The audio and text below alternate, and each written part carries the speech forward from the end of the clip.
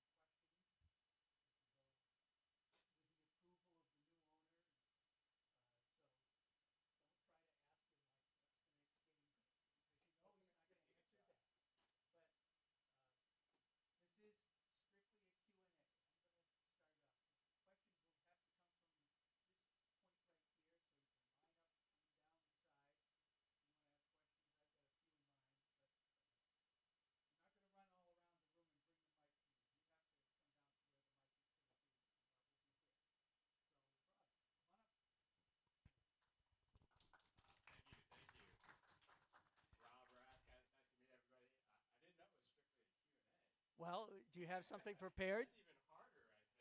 That's my first question is, do you have something prepared to say?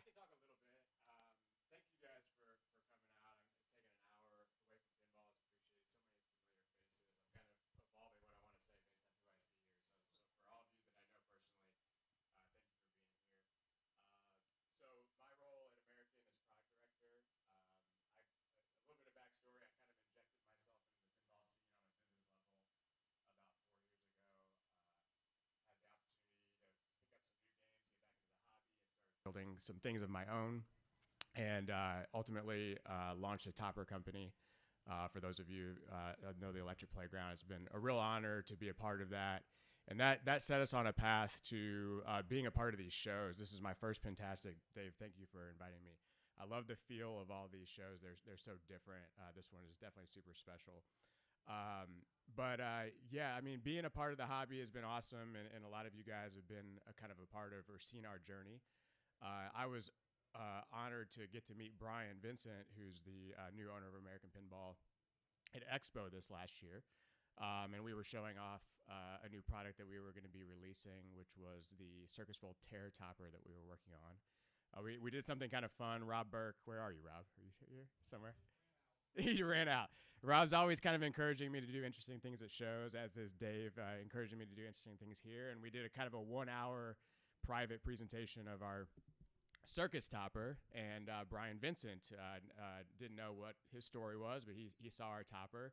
And a couple of months later, after actually buying a few of our products, he floated the idea to me of bringing our topper to a future game that they were working on, which of course I found very interesting on multiple levels. I've been a fan of American's games. I love what American was building in the past years behind David. David, thanks for coming. And I think that they have a really special vision, or had one, that I think a lot of us were rooting for, and it sucked to see that kind of go away.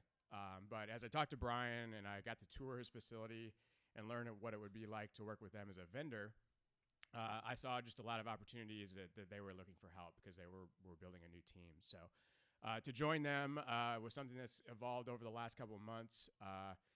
We started to talk about kind of some of the things that we were working on, or some of the visions we had with the company, and there was great alignment. And the role that he brought me on as product director is really about facilitating organization within the company, and then ultimately bringing products to market. So those are some of the backgrounds that I'm really excited to bring to the table.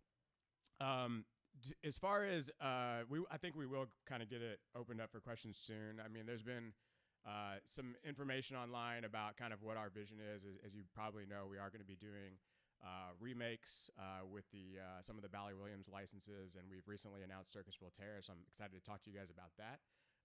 We decided to announce that at TPF because there was a lot of rumors out there, especially with the toppers and all that type of stuff. So we wanted to get ahead of that, and that is coming this year. We are also working on future titles as well. We'll have a license theme coming out in future years. We're actively working on that. I think you guys are going to find it's just going to be a little bit different than maybe what you'd expect.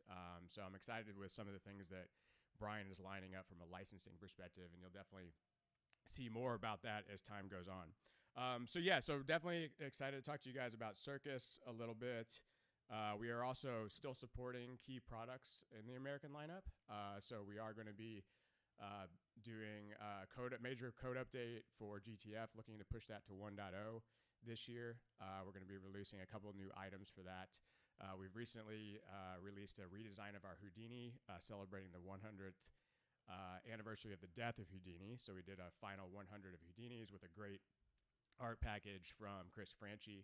And then we've done a slight update on Hot Wheels, including a red trim that looks really nice and the Aura lighting that you see in American. So a couple games that we're kind of working to give everyone a last chance on, and then we will be moving on from those titles eventually, and you're going to see new stuff from us as we go along.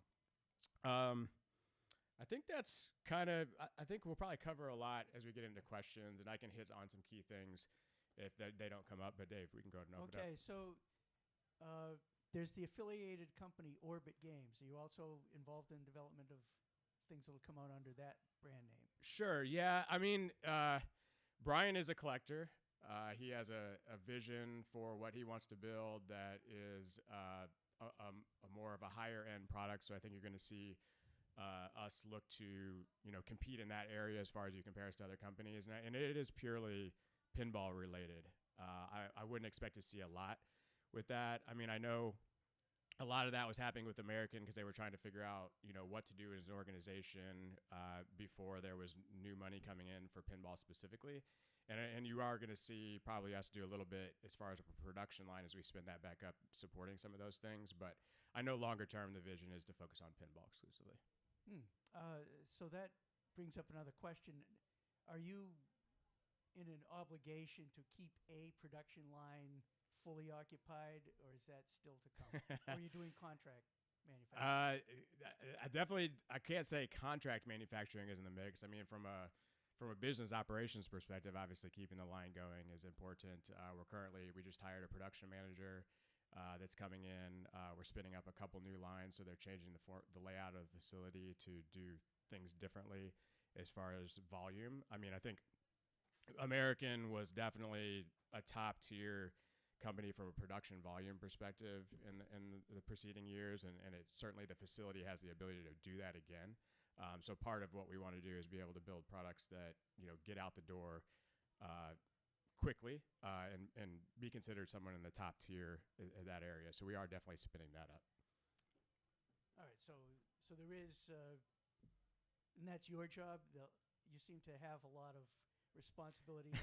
I mean, there's a lot of hats being worn by a lot of people products right now. coming I'd say through the we're all pipeline. figuring out exactly what those roles are, but when we're building shiny objects, there's a lot of shiny objects to distract you, and right now we're trying to focus on getting quality back under control, because we got a lot of new people getting that spun up, and then injecting that quality pipeline with new products. So that's really the focus right now. Okay, and are you looking for any freelance artists, sculptors, programmers of video assets, or Absolutely. We just brought. We're definitely doing a mix of those things. I think there's certain aspects of the process that we will look for outside contract help with. I think we just put in a contract with an audio engineer recently. We have one in-house designer. I think we'll probably keep it that way for the short term, and then we've got some other people as far as design we're working on as well. Okay, John, were you here for a question? Sure. I was curious. I don't know if you already covered this, and I apologize for being late. How is your price point going to be competitive to the market, and what are you looking to achieve with the price point with your competitors? Yeah. I mean, without sharing any prices, I would say you're probably not going to see the same pricing tier that you saw at American, but we're also going to be putting more into it, I would say. I mean, with Circus, there's going to be a classic edition and a reimagined edition. I can talk a little bit more about that. But I think in general, you'll see comparable prices to the market. But again, the key products are going to be higher end, so they're going to have prices that are reflective of what you see with higher end products in the market. David Fix has a question. First of all, Rob, congratulations. Thank you. And I want to go on the record for everybody to know this, that I've always been an American pinball enthusiast, loved their product. I bled for the company, and I am so happy that you have a good new ownership and good financial backing. So kudos to you guys. Absolutely. And thank you for coming, David. It's Yes. Thank you for everything you've built. Yeah. I want to ask you, are you guys, I know you said you're going to finish GTF code Right. 1.0, which is absolutely cool. Are you guys going to continue to finish Barry O's code? Are you going to work on that? You know, it's I can't say yes for sure. I will say that it was really cool to be at TPF and have so many people talk about how much they like Barrios, and that certainly is impactful to us to hear that. I think you know, a lot of comments of like the game itself. If you love classic EMs and you love more simple experiences, but with a little bit more, I think Barrios has that. There's been suggestions of, you know, possibly like open sourcing it, different things like that. I think at this point we're excited to hear that people are excited about it.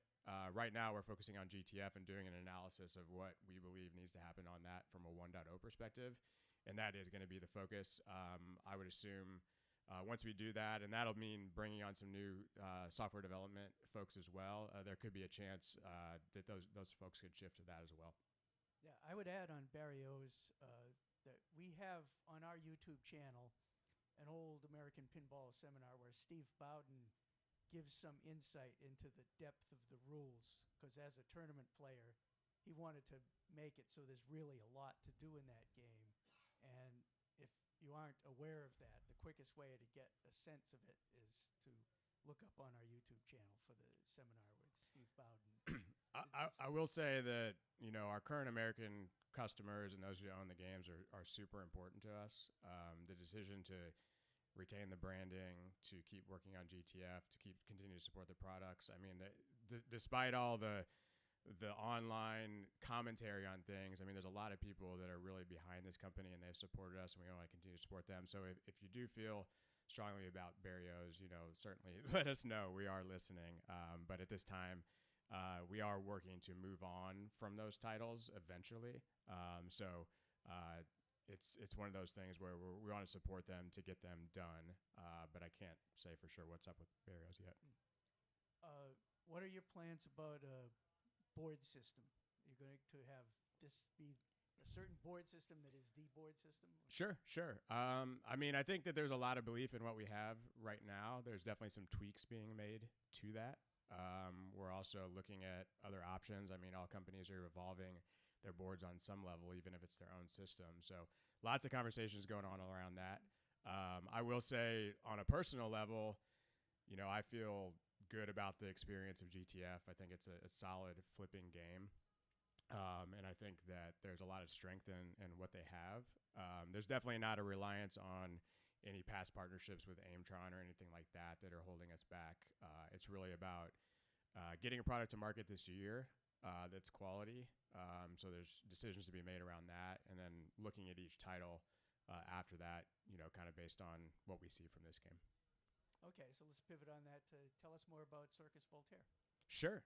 So Circus is definitely one of the titles that I think a lot of people have been keeping an eye on as they look at future, you know, of these remakes coming out.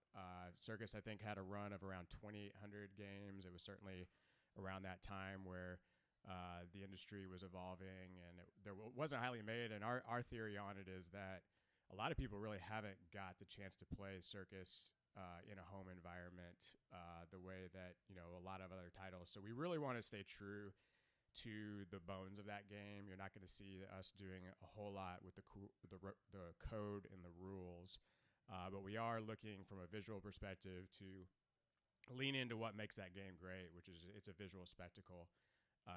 The design of that game makes it very unique in any collection, and we want to offer that through a classic edition, but also we're introducing this concept of reimagined.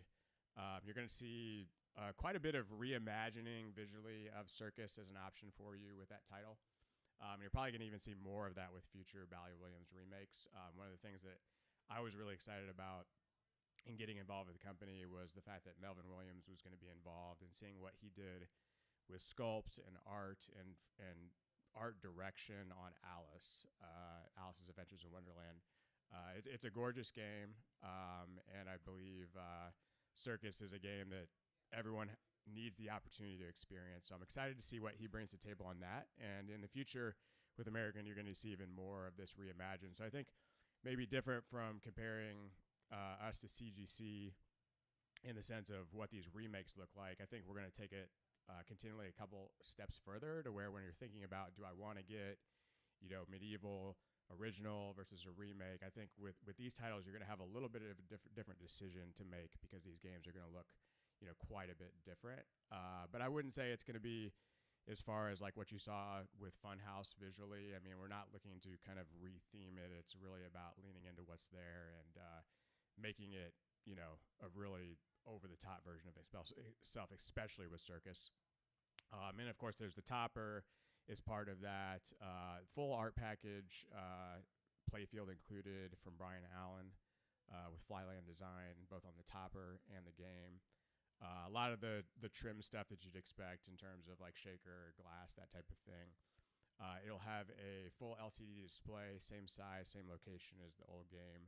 But we are going to be updating those visuals to match the art package in the game. So there's some really cool work being done by our software team to take the original animations that you saw in the game, but not just colorize them, but actually upscale those to match a lot of the artwork in the game. So super excited about that. Code updates. Now I've got to look at my list because it's getting long. There will be sculpts, a couple sculpts in the game, not kind of full on like you would see with Alice, but definitely doing some new sculpts in the game.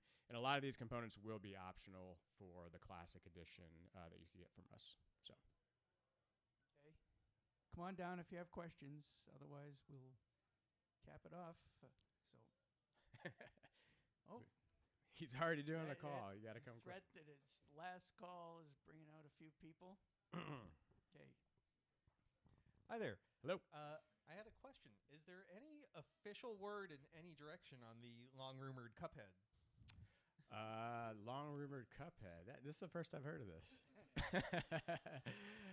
I did not consult the powers that be on how to answer that question. Interestingly enough, I would say it's definitely it's not dead by any means. Yeah, that's probably the most I could say.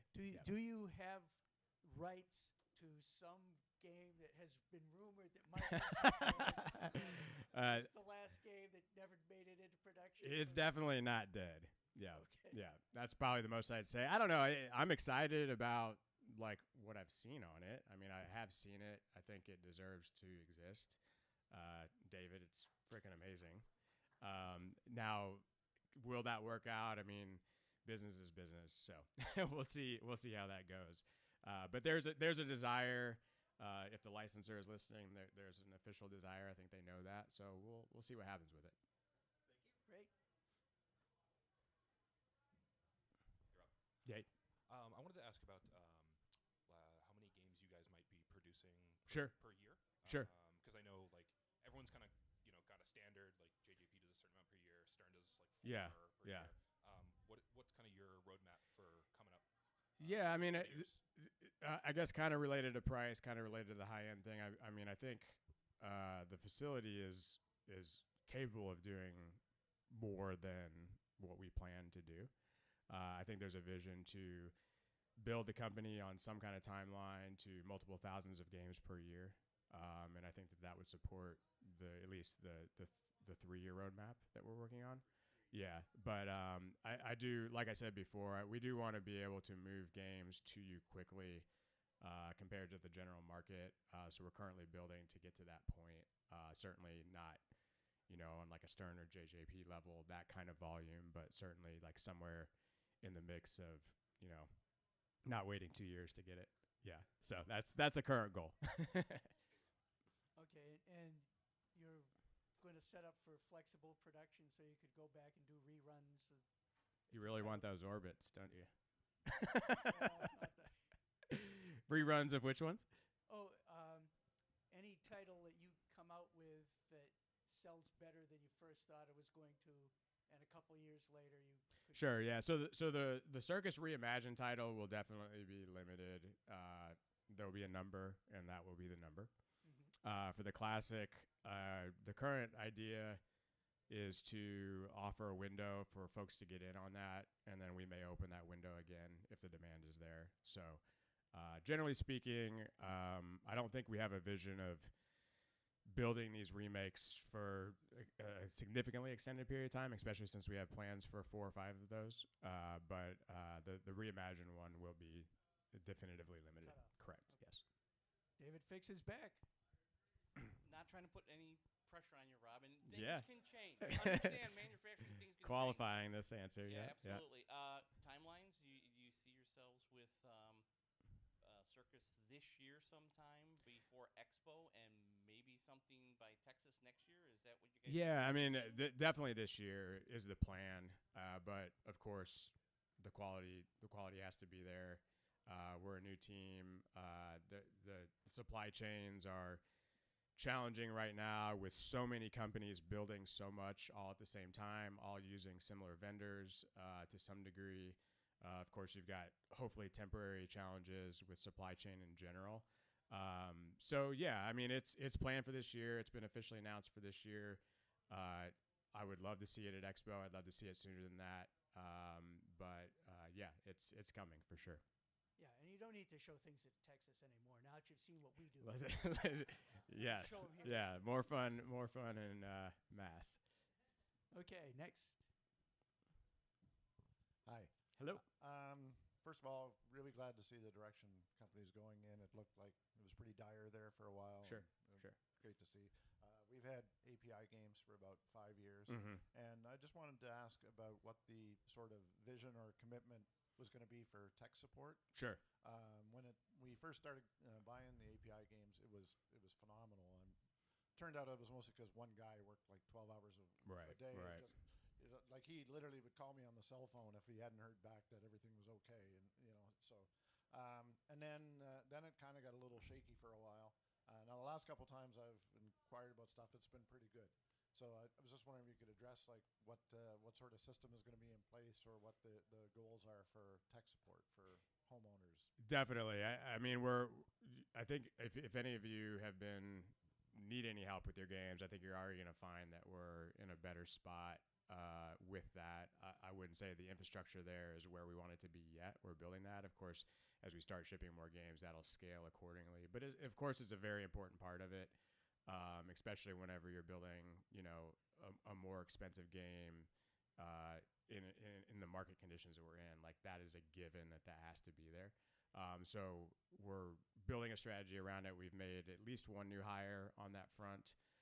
And then we're also going to be looking to improve our systems around that too, from a support portal perspective. I mean, I've done a lot with that in the past, and other folks have. So I think we're trying to kind of revamp, how that works, so that there's a queue and you understand kind of what that is looking like.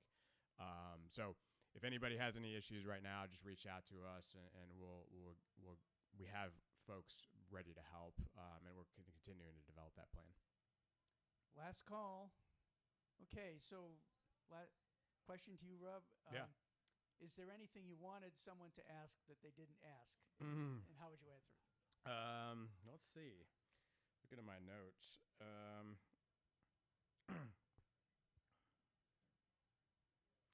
Well, I have some swag if anybody wants any hats or T-shirts. So if you guys can come up and grab those.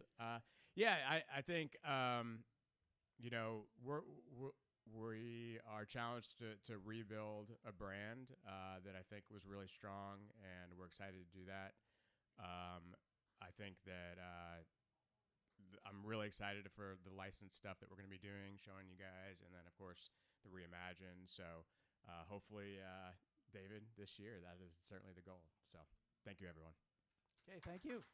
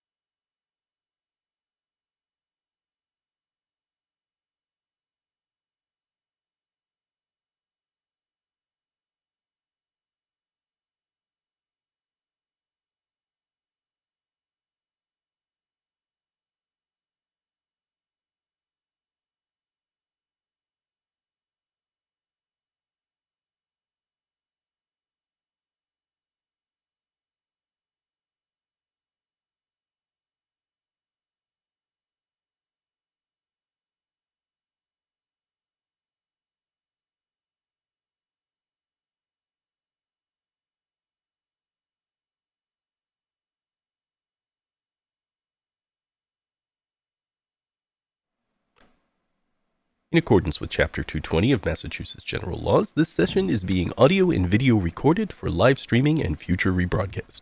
By remaining in this area, you acknowledge and consent to your voice and likeness being recorded. I do.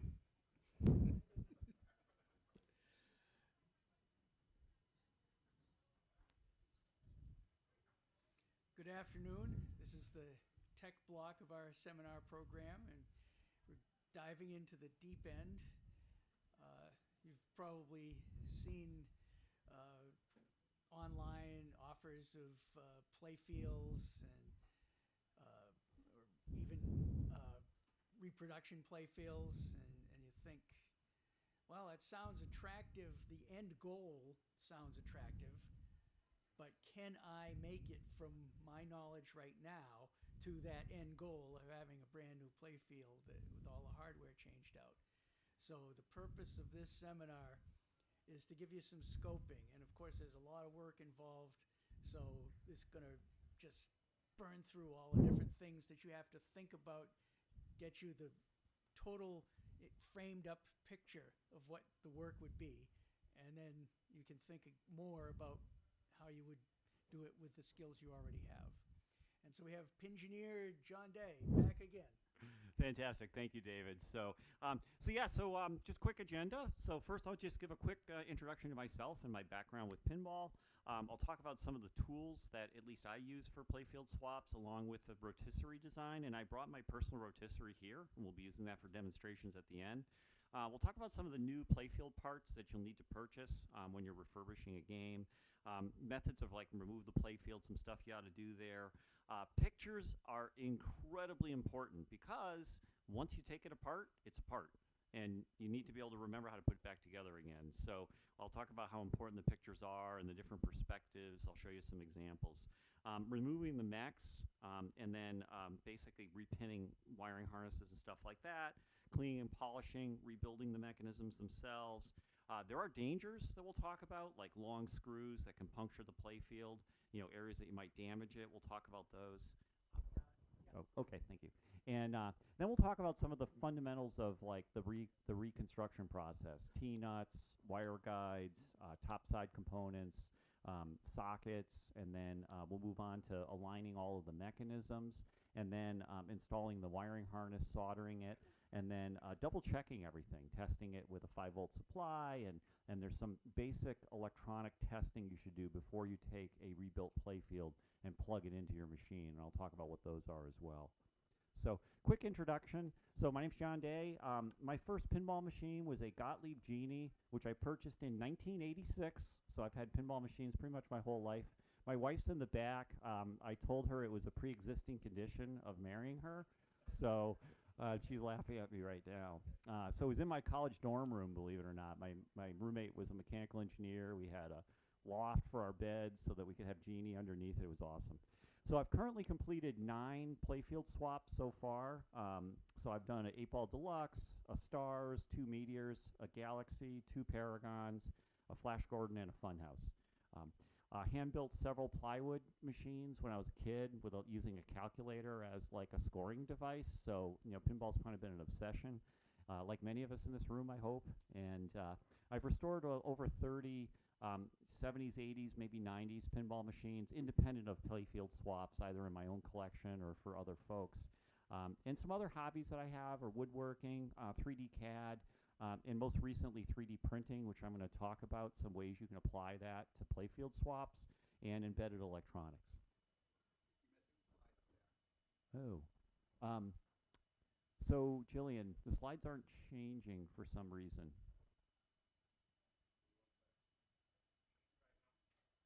Okay.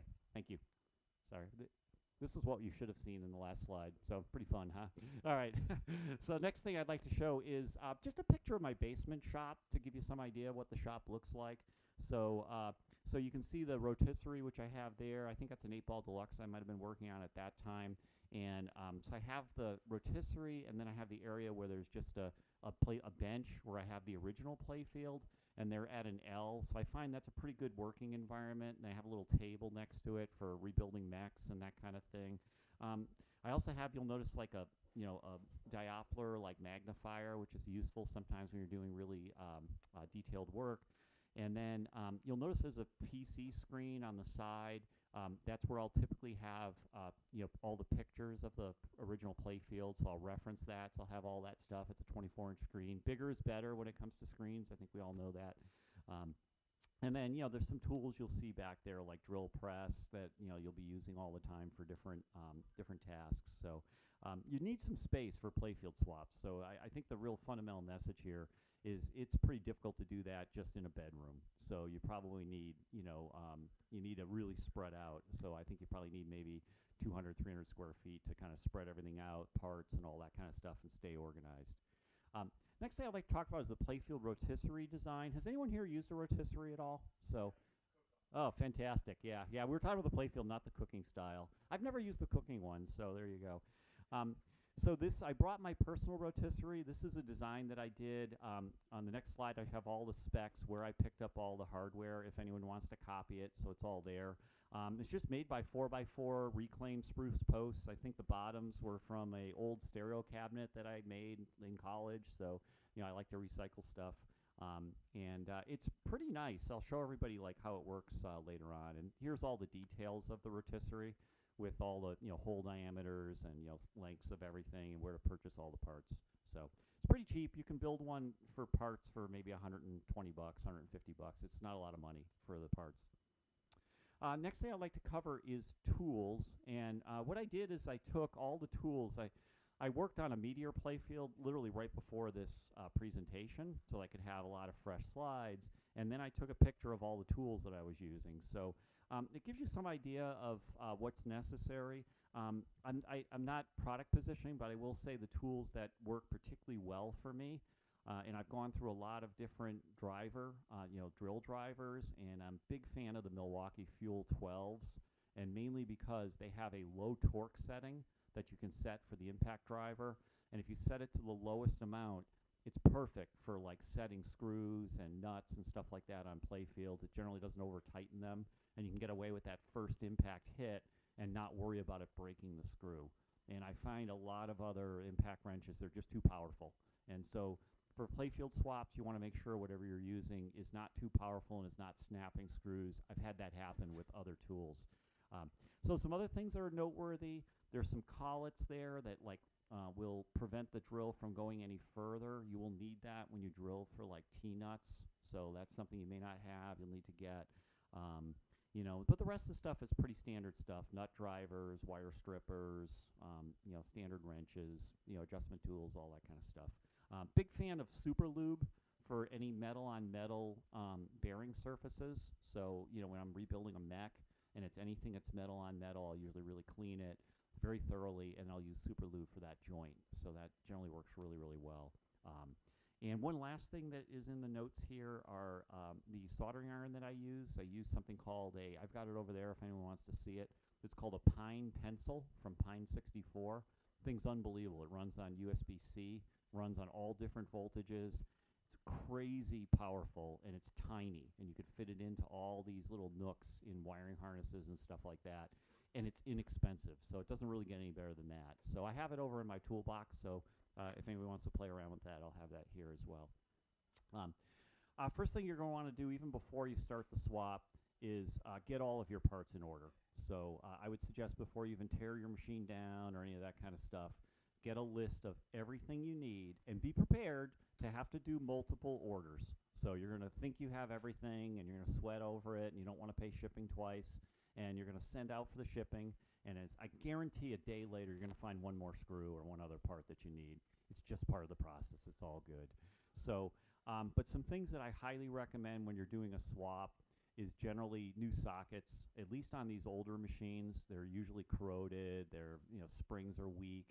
The last thing you want is a flickering light after you went through all this work. So I'm a big fan of swapping out sockets. You need general wire, so you need 22 gauge and 18 gauge are the really common wire thicknesses, and the colors are generally red, white, orange, green, black, and then you'll need braided for commons. So just have all that stuff around so you're ready to do it when you're swapping the playfield, and you need the wire, you have it on hand. I generally use color matched LEDs for inserts. I generally buy them from Comet, so I've had really good luck with those guys.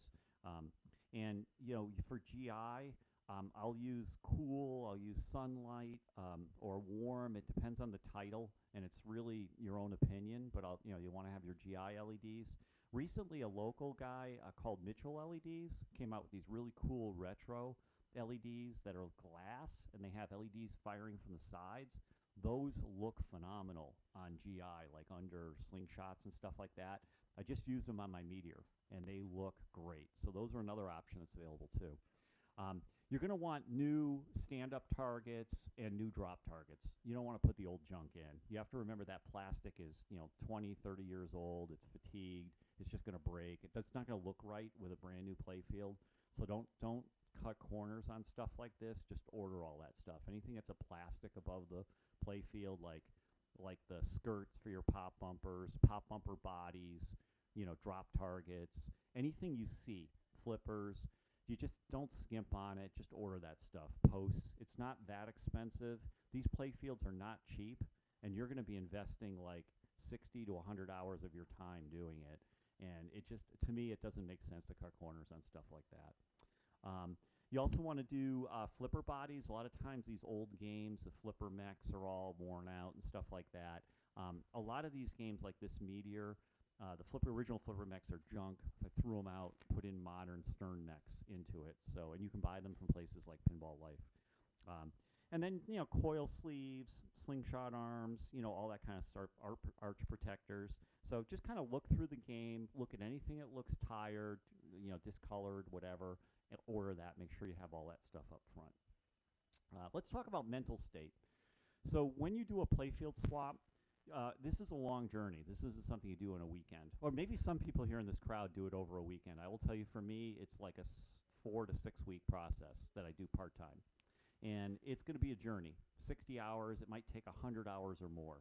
So this is not something that happens immediately. You're going to be soldering a couple hundred connections. You have to be very, very comfortable with soldering. You have to be very precise. Like, there is only one correct place for every one of these posts. I'm dead serious when I say that. Like, if you get the posts in the wrong spot, you get a mech in the wrong spot, the game may play, but it may play differently. Like, the bounce action might be different, and you might not like it. So, you got to really have a lot of precision when you do swaps. You're drilling wood at 90-degree angles, and you got to be dead on every time. That's another thing that's really important, is to be able to pre-drill for all screws. Otherwise, they'll break, or they won't go down straight, one or the other. And the pre-drilling prevents both of those issues. You got to be in a Zen state. So just kind of, I play classical, like piano music in the background. That's kind of what puts me in Zen. And then I just have that playing in the background, and just kind of cash. And if you're not having fun or you're getting upset, stop. Then go do something else. Go play volleyball or something else, and have some fun, because it's not something that it is something that requires zen and precision. It's not the right thing if you're mad. It's not a sledgehammer kind of thing. So you need to be organized. So stay very, very organized, like all your tools and all your parts. Get them all nicely laid out. I'll show everybody how I organize it. That's really important. Steady hands. You're solving puzzles all the time, like where did this part go? And you're looking at the pictures, and so you have to have kind of the puzzle solving mentality. I think is important, and persevere. Don't panic. Remember that thousands of these games have been built, and they were built at factory workers, and they worked, and you were happy with them, so you can achieve it. It's not it's not the end of the world. You measure twice, drill once, triple check everything, and especially drill depth. Drill depth is the #1 problem that people have with playfield swaps. Is they drill a mech on the bottom side, and they go through the playfield and they puncture it. And so just be ultra paranoid whenever you are drilling holes from the bottom side. Double check your collet or your tape. Make sure compare it against the side of the playfield. Do it every 3 or 4 drills. Make sure nothing's shifted. Just be ultra paranoid about that. And then, even if something goes wrong, and I'm going to show you something went wrong on my Meteor, it can be fixed, and I'll show you how I fixed it. So let's start. So everybody ready to do a playfield? So the first thing you need to do is remove the playfield from the cabinet after you've obtained all the components that you believe you're going to need. On games like WPC games, like I did a Funhouse recently, and that has, I don't know, like 700 connectors or something like that, and they all look the same. If you've ever done, if you ever pulled a, Jonah and I just did a Doctor Who, and what you do is I like to take an indelible marker, and every connector I pull off, I write the J number. I don't put J down because I know it's a J. I just put the connector number on the side very carefully with a Sharpie. And that way, when I go to reassemble it later on, it's very clear where that connector belongs. It's not a question. I just know where it goes. So always important to like zip tie it. So when you finally disconnect the harness from the head and it's dangling in the playfield, don't let it dangle when you pull the playfield out. So take some zip ties, tie it to some like mechs, so that way when you pull the playfield out, the harness is all neatly coming with the playfield. Otherwise, it's going to get caught on stuff. It's just going to be aggravating. If it's a heavy playfield, I find WVC playfields to be on the edge of whether I can do those by myself, so I'll generally have a friend come over and help me get the playfield out. I did a Medusa, and Mike owned the game, and it was just too heavy, so I had him come over and give me a hand getting that thing out and in. So don't you don't want to hurt your back or something like that. It's okay to ask for help. And once you lift it, then generally put it on blocks on your workbench, and then that's going to be your reference to take pictures from, and you'll be disassembling it. And then the new playfield will be on the rotisserie, which I'll explain in a moment. So first thing you'll need to do is take tons of photos, and you never have enough. So I'm at a point now where I've done so many playfields, I don't take as many photos, but for your first playfield, I suggest take 100 or 200, so that way you want every perspective you can think of. You want before you've taken anything out, so that way, and take like detailed pictures at angles, and take them, top, middle, bottom, take them at different angles. Then remove your ramps and your plastics, and then take another set of photos with just the rubbers. So that way all the posts are exposed and all the post screws are exposed, because guess what? Some playfields use different height posts, believe it or not. Like Funhouse had like 6 different posts that were all different heights. And like, where do all these things go? And if you have the photos, you can compare them and figure it out. So, but if you don't have those photos, you're going to be guessing when you go to reassemble a playfield later on. So just take the time. It takes like 5 minutes, and you can have like 50 photos, and you can reference all those later on. So that's really important. Then the next thing you do is flip the playfield over and do the same for bottom side. And I like to do them like as a clock. So I tend to do them, lower left, and I do them counterclockwise. So I start at the top, and I top, medium, lower, and then I just kind of walk around the playfield and just keep taking pictures. And then I'll take pictures like in the center, like I'll take a picture, kind of going into the middle of the playfield. What you're trying to do is you're trying to see all of the wire colors, and you want to see like what they're soldered to, because that's going to be kind of important when you go to solder the wiring harness back in. So you want to get all your wire colors. You want to get anything that's like a mounting point, or anything that's a mech, anything that you're going to disturb. You just want to make sure you got a picture of that. And sometimes a top picture is not enough, because like some mechs will have bulbs that are underneath them, and so you kind of have to get a side view in order to get the wiring of it, or maybe to get the way that mech is configured. So again, you just can't have enough pictures. Take a ton of them. They're free. You can always delete them if you don't use them. So and again, you can see all the different angles. This looks like EBD to me. So anyway, but I mean, just tons of pictures, and again, you can't have enough of them. So once you've got enough pictures, now you can actually start deconstruction of the bottom side. So the bottom side is facing you. And I like to unsolder all of the solenoid connections right up front. So I just disconnect all of the solenoids, and that way that allows me to free all of the mechanisms. So then I can pull everything out. I can pull flipper mechs out, or drop target mechs, or whatever it is. And then I'll take pictures of all the like switch stacks now that the mechs are out of the way, because sometimes the mechs will obscure some of the switches that are underneath them. And I'll take another picture like with the mechs out of the way, because sometimes you'll get some perspectives that you couldn't see when the mechs were obscuring it. And again, take pictures of all the wiring, just in case you missed anything. So again, you're just kind of do another roundabout of all the wiring with no mechs in the way now. And now it's just the sockets, it's the switches, and the coils are out of the way, and the necks are sort of off to the side now. But again, you'll find this stuff, if you've got enough pictures, they'll be really indispensable when you go to reassemble the playfield later on. So now that the mechs are off and solenoids are unsoldered, now you can start removing the wiring harness and work on that. So you can basically unsolder all of the sockets.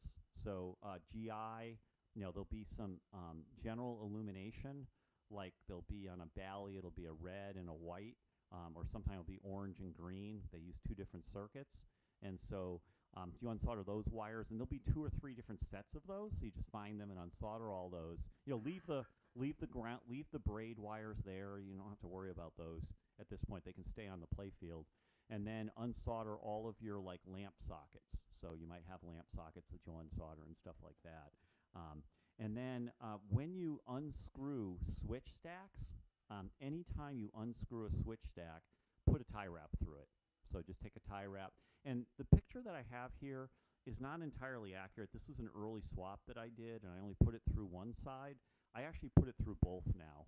So I go through one hole, wrap it around, and go through the other hole, because it just holds it together better than just one side. So it only takes a few extra seconds to do it that way. Now that your wiring harness is out of the game, it's time to clean it. And this is another area you don't want to skip this step, because the wiring harness is going to be filthy.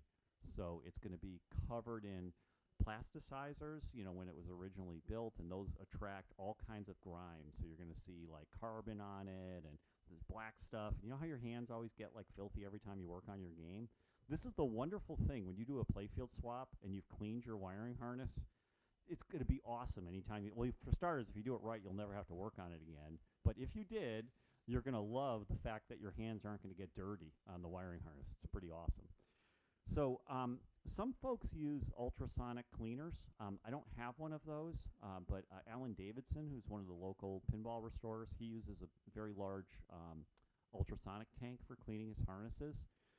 I've actually used a dishwasher, and it works unbelievably well. With that said, it should, you probably shouldn't use the one you use your dishes you eat off of, but that's up to you. But I guess you really probably shouldn't. But the dishwasher works unbelievably well. So you could pick one off of Craigslist and throw it in your garage, and then that would work awesome for cleaning the wiring harness. It works great for boards. It works harnesses. You name it. This stuff comes out so clean, and everything's shiny, and it's just unbelievable. So has anybody used a dishwasher to clean anything? So there you go. So you know what the experience is like. So anyway, bottom line is you got to get the harness really super clean, really important. And when you're done, all you're going to have left now are sockets. You're just going to have all the sockets for the playfield left, and all the wiring for the common braided wire that's bare. You're going to see that left on the playfield now, and you'll see all the sockets left. And you're going to use that as your reference to reconstruct the new playfield. So at this point, your deconstruction process is done on the bottom side. And I probably didn't talk about the top side, and I apologize for that. But you probably are flipping the playfield over and just removing all your posts. Your rubbers.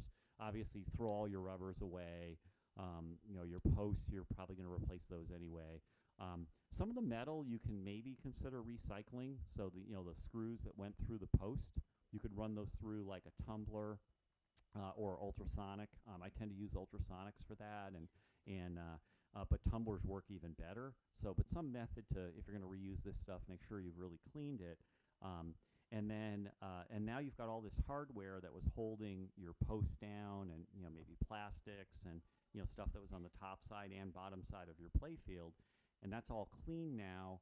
Now you need to organize it, and there's some key things to be aware of, and that is there are all different screw lengths in playfields. There are 3/8, there are 1/2 inch, sometimes there's 5/8, and you are in big trouble if you screw those up.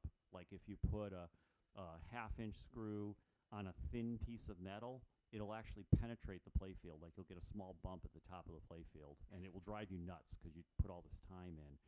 So I like to lay them all out. So I take all of the screws that I have after they're cleaned, and I sort them all by length and by diameter. So number 6, number 8, and then whatever their lengths are, and I sort them all out. So you can see all the the cable ties are all there, and you can see those are all sorted by their diameter.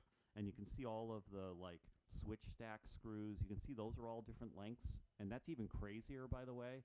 Like you would think they would have all the same lengths for switch stacks, but they don't. Some are longer. If it's a spinner, it'll be an extra like 3/8 of an inch longer, and so forth. So again, you got to pay attention to all of that stuff. So you can see everything all organized, and you can see the new playfield posts, and so that's just sort of a method that I use for organizing everything, and do that after cleaning the parts, and that way I can just reference them later on. So now it's time to rebuild all your mechs. So you might have drop target mechanisms, you might have your flipper mechanisms, slingshots, you name it. It's time to, if it's like a drop target mechanism, you're not going to be replacing that, but you are going to be rebuilding it.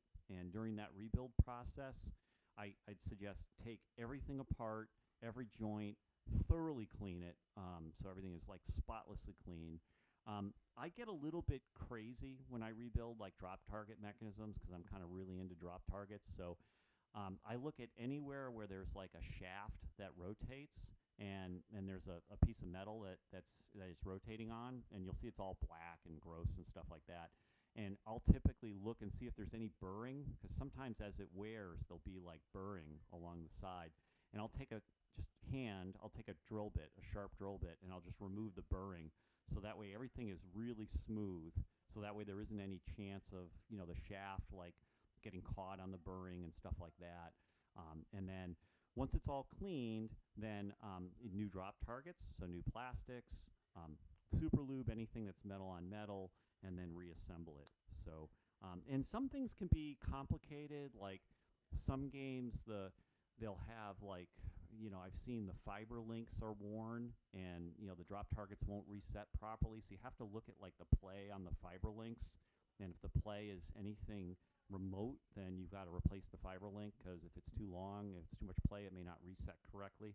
This is the time to nail all that stuff, because the neck is out, it's on your bench, you're doing a playfield swap, so spend time with these mechs, seriously, and it will pay off once the game is all assembled afterwards. Another thing that I do when the mechs are on the bench is if there's a mech that is very difficult to service. Has anybody worked on an 8-ball deluxe, like a EBD? If you'll notice on those, all of the switches, there's 6 stand-up switches plus 7 switches for the drop targets itself. So there's 13 switches, if you can imagine that. So there's 13 diodes and 6 capacitors, and there's just this mess of wiring in the back. And guess what? There's no connector.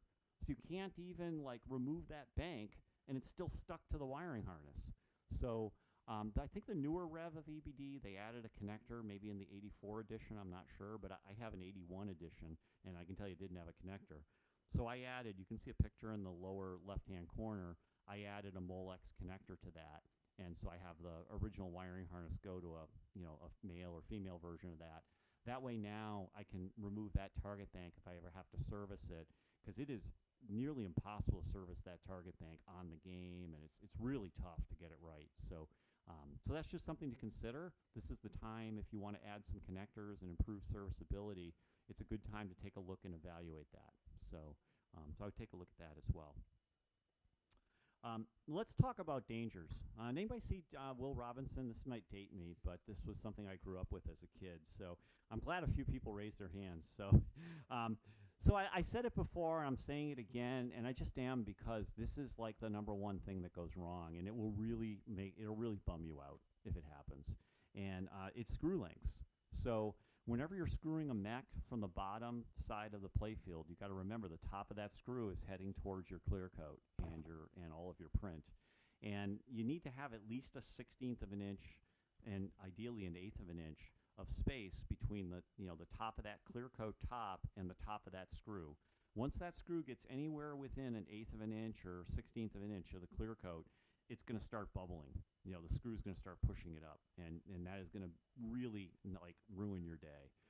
So the screw lengths are super important, and remember, what you're going to find is there'll be 3/8 inch screws, and there'll be 1/2 inch screws, and there'll be number 6s and number 8s. You'll see all these different mixtures. Anything that is a super thin piece of metal, which is like a lamp socket. And if you ever look at lamp sockets, they will have very, very thin metal that's screwing them on. If you use half-inch screws, you are going to be in trouble on those. Those are going to go right through, and you're going to actually see a bump on the other side. So never, ever use a half-inch screw on like a lamp socket. So lamp sockets are always 3/8. If you're going to use a half-inch screw, then make sure it is thick metal that you're screwing it into. Double check that metal. Make sure it's a Mac and that it's, it's like 1/8 thick metal, something like that. If it is, then you're going to be okay. But if it's really thin metal, stop yourself and decide whether a 3/8 makes more sense. So pay a ton of attention. And I even, like, before I put a screw down, I regularly, like, put it up against the playfield. So I regularly will drop it on the playfield and look at how deep it is to make sure it won't penetrate. And I advise you do the same. So just, even like, just don't trust it. Because I had a fun house come in, and it came in as a basket case. So the game owner walked in with a playfield from Merco and 20 boxes of parts. I'm not kidding. You can't make this stuff up. And then in one of those boxes is wiring harnesses, and another box was this Mac and so forth. And that was it. That's what I had. And I don't even own a fun house. I've only played it a few times in my whole life, so it was fun trying to figure that out. But that game, you'll love this. So I got like boxes and boxes of bolts, right, or little trays of bolts or whatever. And they were all nicely sorted, right? So game owner, he sorted all the bolts for me. That's great. Believe it or not, he had some 2 or 3 5/8 bolts that were in with the half-inch, and they look identical. And those are used for like the pivot mount that's like super thick. Those are where the 5/8 belong. But if I had used that on a mech, it would have went through the playfield. But I caught it because I'm so paranoid. Like, I look at the screw, and I'm just constantly putting it up against the playfield, and I caught the 5/8. And as soon as I saw that, I didn't trust anything. And then I went through the entire, and I found all the ones for that, that playfield hanger. So again, really pay a lot of attention to this. Another thing that's really important is collar stops. So if you ever have to drill for like a T-nut, have you ever tried putting a T-nut in, and you'll find the diameter is generally too big to fit in the hole, and so you'll have to drill a larger hole just for the body of the T-nut, but only on the bottom side. And if you try to drill a pre-drilled hole with a larger drill, the drill will very often climb right through. And it'll actually puncture the playfield, and if you're unlucky, it'll wreck the playfield on the other side. So use a stop collar, really critical in that situation. I think I've got a picture of that I'll show you later on, but that's really important. You also need to pre-drill like oak rails. Anything that's oak, like a hardwood, you have to pre-drill that. You can't just screw into it. The screws will break if you try to just screw directly into it. And same with all the top side and bottom side mechs. So you don't want to over-tighten them. Another key thing is clear coat. So let's talk about that. Clear coat can be very fragile. And if like a screw edge is touching the clear coat, it can actually like telegraph a crack through the clear coat throughout the game as the game ages.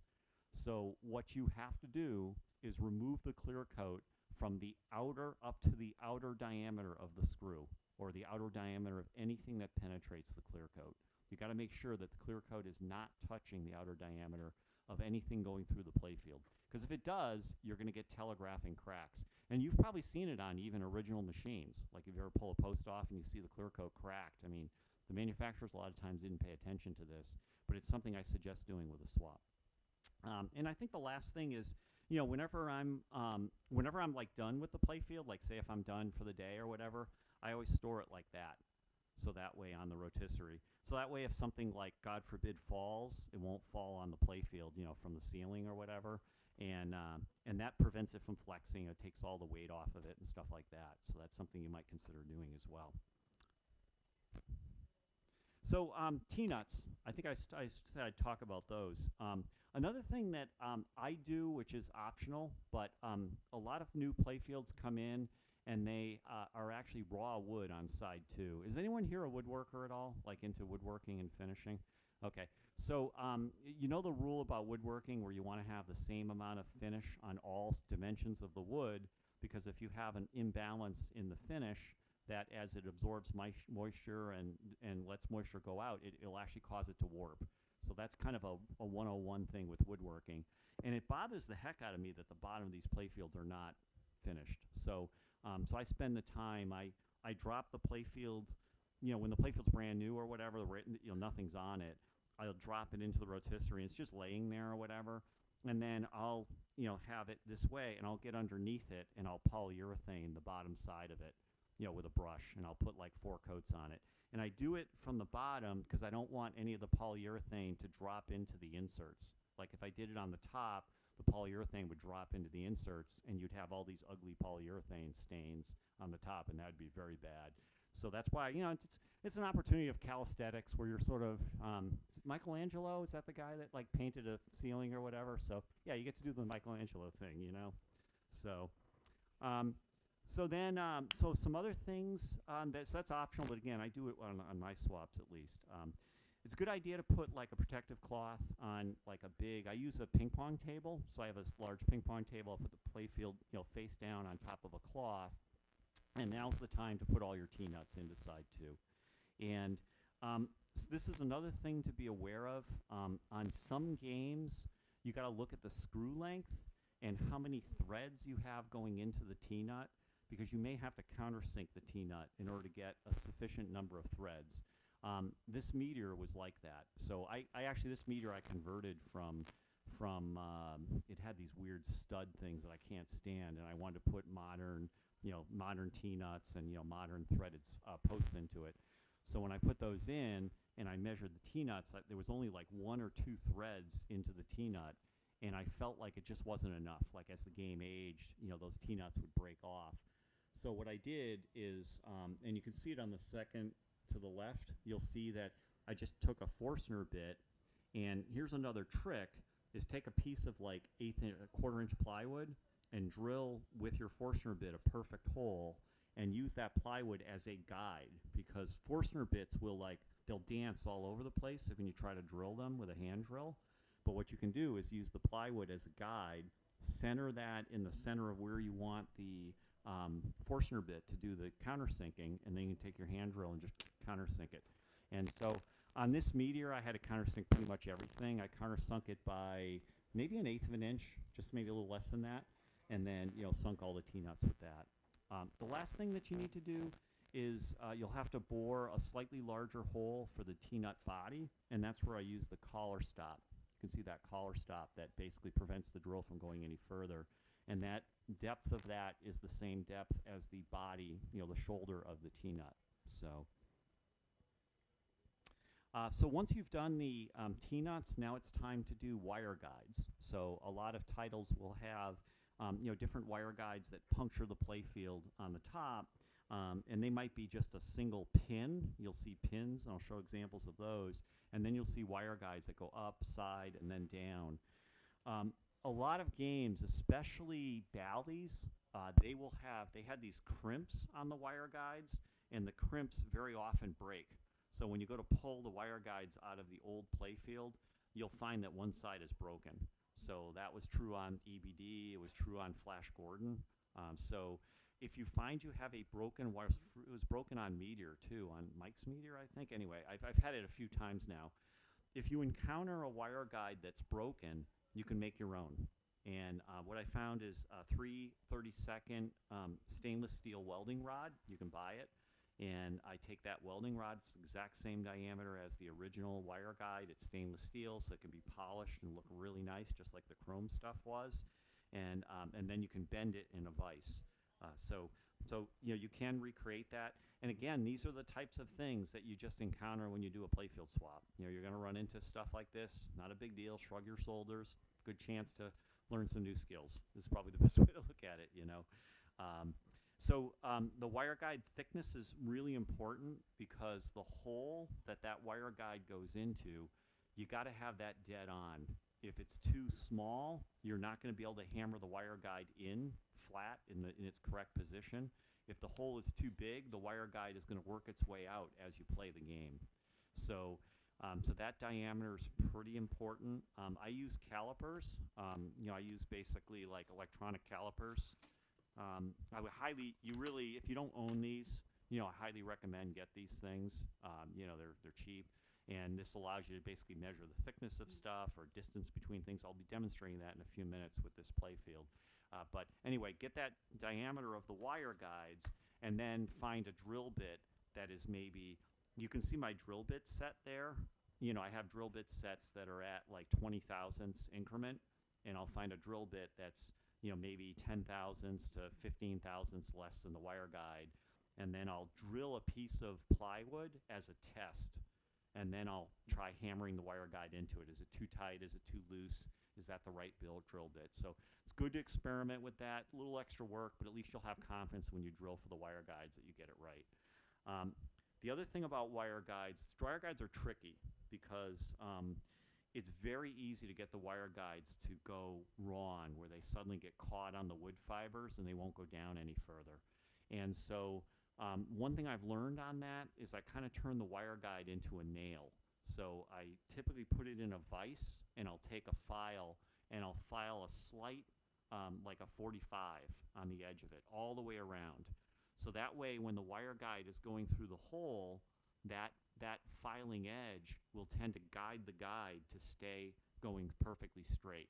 It'll tend to guide it. Whereas if you have a flat surface, it can just get caught on the wood fibers and not go any further. So doesn't have to be much. But that makes a big difference. It's a game changer, I can tell you. By filing just a small chamfer around the bottom of that wire guide before you insert it, believe me, it's a game changer in getting it in. The next thing is clear coat. We talked about clear coat earlier for screws. The same thing applies for wire guides. And if you look at old games, you will see cracks in the clear coat all the time in round wire guides. So it'll basically, those wire guides will, so you want to like remove the clear coat sufficiently so that the wire guide can't contact the clear coat if it flexes. And then you might want to touch it up. So I'll usually use like a little bit of black touch-up paint just so you don't see the wood around it. And the last thing is you've got to use like a guide. Like I use AZIC, which is like a plastic wood material, and I use that to hammer the guide in, as kind of a wedge or whatever to hammer it in. I use it also as a spacer, to space the guide height to get that right. So, and the last thing is sometimes you'll have vertical nails. I use an old paintbrush, like a wooden dowel, and I drilled a hole in it that's the diameter of the post or the pin, and I'll stick the pin in there, and then I can just literally tap it in with on the other side of the dowel, and then just pop the dowel out. Works great for setting those things. So next thing you want to do is now that all of the prep for the playfield is complete, now it's time to mount it to your rotisserie. The design that I have, I actually screw it into the rotisserie. I don't bother with clamps. I don't trust them. I don't want them in my way. So I like number 8 screws, and I just screw it in through the bottom and be done with it. So that's my approach, but some folks might prefer clamps or whatever, but install it. Now's the time to wax it because you can get to everything, nothing's in the way. So put 1 or 2 coats of wax before you even get started.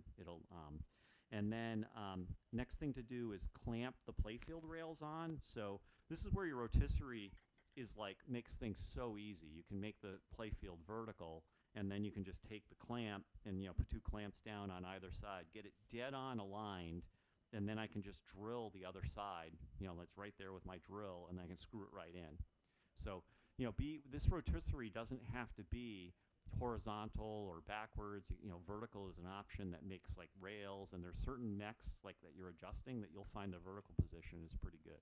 So anyway, so you'll want to clamp all the rails in position and then pre-drill them if you've got new rails like oak ones, and then basically screw those in. So you want those rails in, by the way. You want those in before you start putting any kind of heavy mechs in, because heavy mechs are going to bend the playfield like gravity, and you do not want a warped playfield. So you want to get those rails on right away. So a common problem is star rollovers. And this is a problem that like CPR had for many, many years, and I think they've corrected it because this Meteor playfield that I just did not have anywhere near as much of a problem as previous CPRs that I've installed. But when you do, they will ship the playfield with the star rollovers. The stars will not be populated, and you'll get a bag of stars. It's usually give you extras. I cut the bottom off one of them, and then I use that as a test. So you do not want to ever like try to manipulate a star once it's pressed through.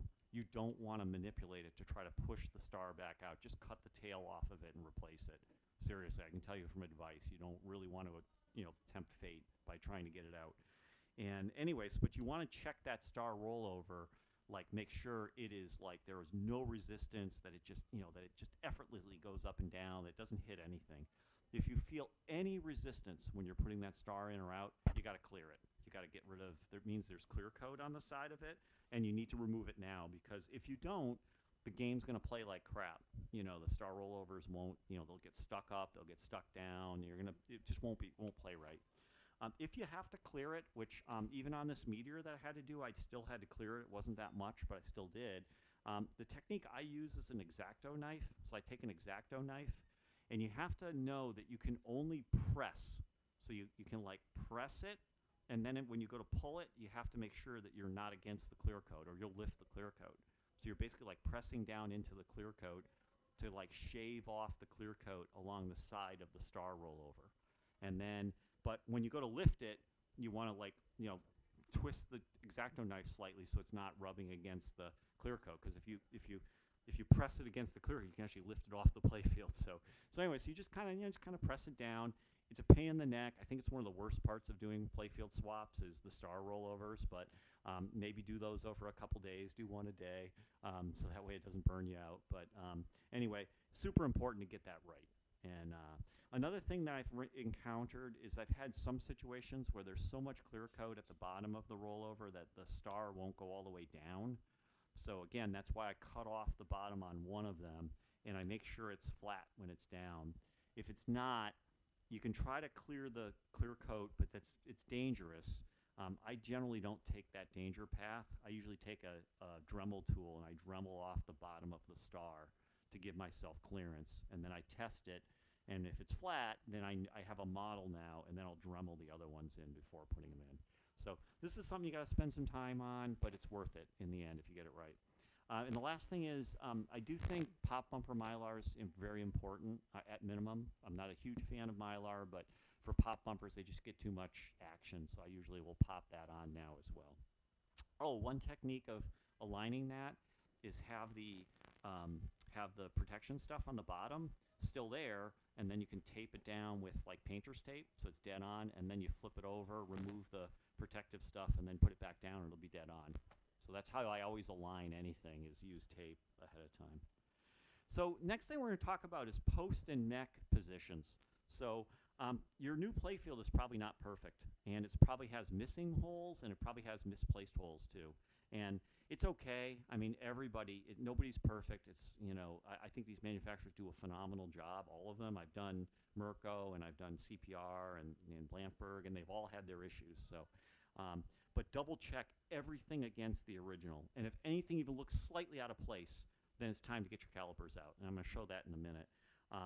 One thing that's very useful is like, I'll use paper, and sometimes it's useful to take paper and put the paper against the playfield. So like I had a sheet of paper here somewhere. Oh, thank you.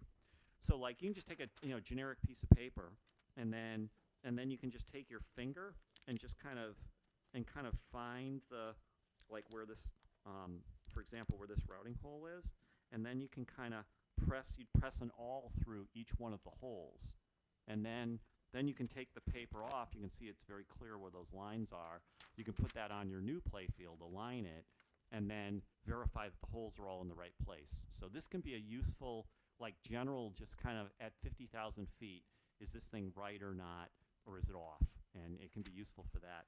But I wouldn't say to put your final stuff based on the paper. I would not do that. What I would do is just as a sanity check. The final thing really is get your calipers out. So in a situation like that, I will almost always caliper the game.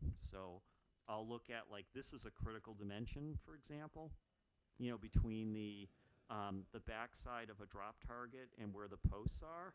That's an absolute critical dimension. It's 0.459. And if you get it too close, then you're going to find the drop targets will brick. If they're too far back, you're going to find it won't bounce correctly and the ball will get trapped. So So I'll measure that against the new play field, and I can almost bet you it'll be off. And then you want to replicate maybe the original, or maybe the original didn't play right, so that's a time to fix it too. Anyway, the point is that you want to basically sanity check anything that you see in terms of placement. A good example, if anybody played a meteor, or almost everybody here has played a meteor at once in your life, I'm going to tell you right now, if it's an original meteor playfield, the post is not in the center. And I don't know why that is. I don't know if they screwed up or what, but it's not. And CPR, when they did it, they moved it even further, so it was even further off center. And CPR actually put the artwork off center in the other direction. And so this playfield belonged to Mike. He's in the crowd there. And I called him up and I said, Mike, we have one of two choices. I can put the playfield in the center of the artwork and it will be way off center and not play right, but it'll look better. Or we can put the post in the dead center where it should be and it will look strange. And I can tell you what I would do, but it's your game. What do you want to do? So anyway, and I think from this picture you can see which way we went. So we put the post in the dead center. But anyway, the point is that just look for this stuff. So this is all the meteor that I just finished. And here's just some of the examples of the things that I had to correct. So, all the posts were all too far forward by probably 50 thousandths, maybe 70 thousandths. So I had to fix all of those. The area where the spinner entrance was, the holes were all in the wrong place. So it would have caused the spinner entrance to be wrong. They were just completely wrong. So, I re-drilled all of those. And then a situation like anywhere where you have like a pop bumper, that little cavity thing that captures the spring, that is generally like too small in diameter, so you have to like drill that out. I don't use a drill. I use a sanding. It's like a sanding thing for my drill bit. You can get them. It's called a sanding drum, I think. Here's an example of a disaster that just had happen to me, and I think it's probably happened to everybody here in the crowd at one time. I had a post snap when I was tightening it down. It was the last one, by the way, and I'm tightening it down, and I was not over tightening it. I think it was a fatigued post. I think it was old, and it was probably fatigued when I started. And I normally fix that by drilling an adjacent hole. I'll drill a hole right next to it, and then I'll tap the remaining threads into that, and then I can usually go back and forth and get the threads out. And the new CPR playfield was so stiff, and like the wood is so, it's just so hard, I couldn't do it. And so I gave up with that, and then I drilled through the center of the actual screw, all the way to the back side. And then once I had that, then I was able to drill again all the way through the correct diameter. And then I just ended up putting a T-nut there. So I countersunk, put a T-nut, and then switched it. And it works perfectly. And then I did the standard dowel pin, dowel pin in the hole that I drilled along the side, glued it, made that flat, and then put the T-nut in. Whoops. So now at this point, like, the top side is completed. So hopefully you've located where all your posts are, you've got all your rubbers in, and your top side is done. And you congratulate yourself. It looks great. So now it's time to do sockets. So I generally recommend replacing all sockets. If you get new sockets like 44s, they're generally loose, so I highly recommend soldering them. So you sand them, solder them, put all the sockets in dead center with your bulbs, and then do all of your GI wiring. So you're basically just following the template that you had on your old playfield, and you're doing all your GY wiring and all of your common wiring for your lamps, basically replicating that. I generally optimize it. I'll look at the original stuff. They did one continuous wire. I often won't do that. I'll often do shorter runs, and I'll solder wires together. It's okay. You just need to accomplish the circuit. And now your lamp sockets and wiring are completed. So this is the Meteor that I just finished. Then you want to do things like new stand-up targets. So Meteor had one stand-up target, and so grab those. Steve Young sells replacement, like the target and the switch all in one. They're really nice, and then you can just clamp them into the original housing or whatever. So I usually use those, and put in your capacitor and your diode on those. It's a good idea to add foam to the back of the stand-up targets. It'll make them last longer. So that's just another piece of advice. And then the last thing you're really doing in terms of mechanical stuff is installing your mechs. And this is an area where you just can't trust where things are in terms of marking. So, you know, the backside of the playfield will have markings on it where maybe everything belongs, but almost all of it is probably going to be off a little bit. And I found that, like, getting this stuff centered and getting it right. So what I would typically do is, you know, take a look at these drop targets, for example. You can see these 4 holes, you know, for the drop targets. And you can see that they didn't get it dead centered either. You can see this hole's a little further away than this. So, like, Stern didn't do a perfect job when they assembled these games, but you can do better. So I usually try to really perfect this, figure out exactly where those holes need to be. And I'm really into 3D printing, so it's just kind of, I don't know, does anybody here a 3D printer at all? Into 3D printing and CAD and all that kind of stuff? If you are, you can expand that. So, like, you know, so I went and you know, CAD'd this out, and I made like a fixture that basically a template, and it's, you know, it's routed on the back side that you can see. It's got a little lip to it, and then that lip just drops right in here, and it dead on locates, you know, where those holes are supposed to be, which is really, really cool. And you can see it, you know, you can see it aligns perfectly with the original holes. So that's something you can do, or you can just, you know, measure it all with your calipers. But either way, you need to get this stuff dead on. I find with drop targets it's really frustrating because I have them mounted, you know, with the playfields like this and the drop targets here, and I'm underneath trying to, you know, move it and get it dead centered and stuff like that, and then mark the holes, and it's really tough to get that right. So those are the templates. I think I covered that already. And one of the last things that you do in the playfield is align your arch, and that needs to be perfectly aligned vertically with the playfield routing where the ball trail is. Now it's basically, I had added a GI bulb that was, I think, missing in the original playfield, so did an extra drill, and now all the mechs are installed. And then last thing is install the wiring harness. So you basically drop the harness onto the playfield. It's going to find its way. Don't freak out about it. It'll have memory, and it'll tend to find its way as to where everything belongs. You need to look for any kind of shorts against other things. I will sometimes upgrade like switches to the WPC style micro switches in some cases, so this is a time that you could consider doing that. So anyway, so you just lay the wiring harness down and just solder all the connections per your pictures. And you know, you solder them all, pay a lot of attention. The diode bands are critical, so like triple or quadruple check those. The hot is always the diode band. It's a yellow in the case of Bally's. It's purple, I think it is, on WPCs. So anyway, you just know what those are and double check the diode bands. Same thing with your switches as well. Then you install your cable clamps. So you get all your cable clamps in place. It'll show you from your old pictures where they all belong. And, you know, neaten up the wiring. Maybe you add some zip ties here and there. Triple check all of your connections. You can take an old USB 5-volt power supply, put some alligator clips on it, and test every one of your lamps and your GIs. You don't need to have it in the game. You should do that now. Then you should take a meter, and you should check to make sure there are no short circuits anywhere.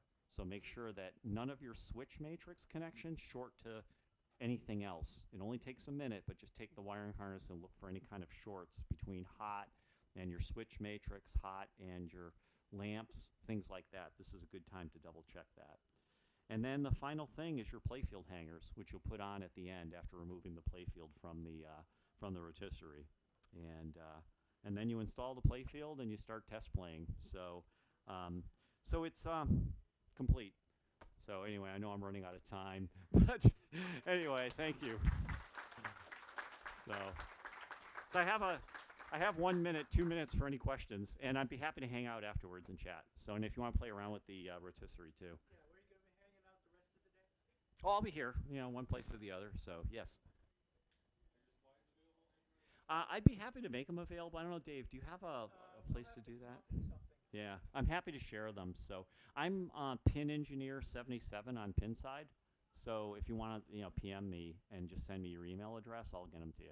I'll send you the PDF. No problem. Be happy to share them. So, any other questions? Yes.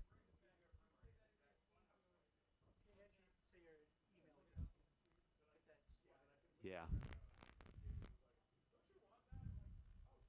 Yeah, my slides are almost like a video game. So And it's not up. Yeah, there it is. Pin Engineer 77 on pin side. Yeah, if you PM me, I'll be happy to just send me and just give me your email address because I don't think I can send big files through pin side. I have some sort of weird file restrictions.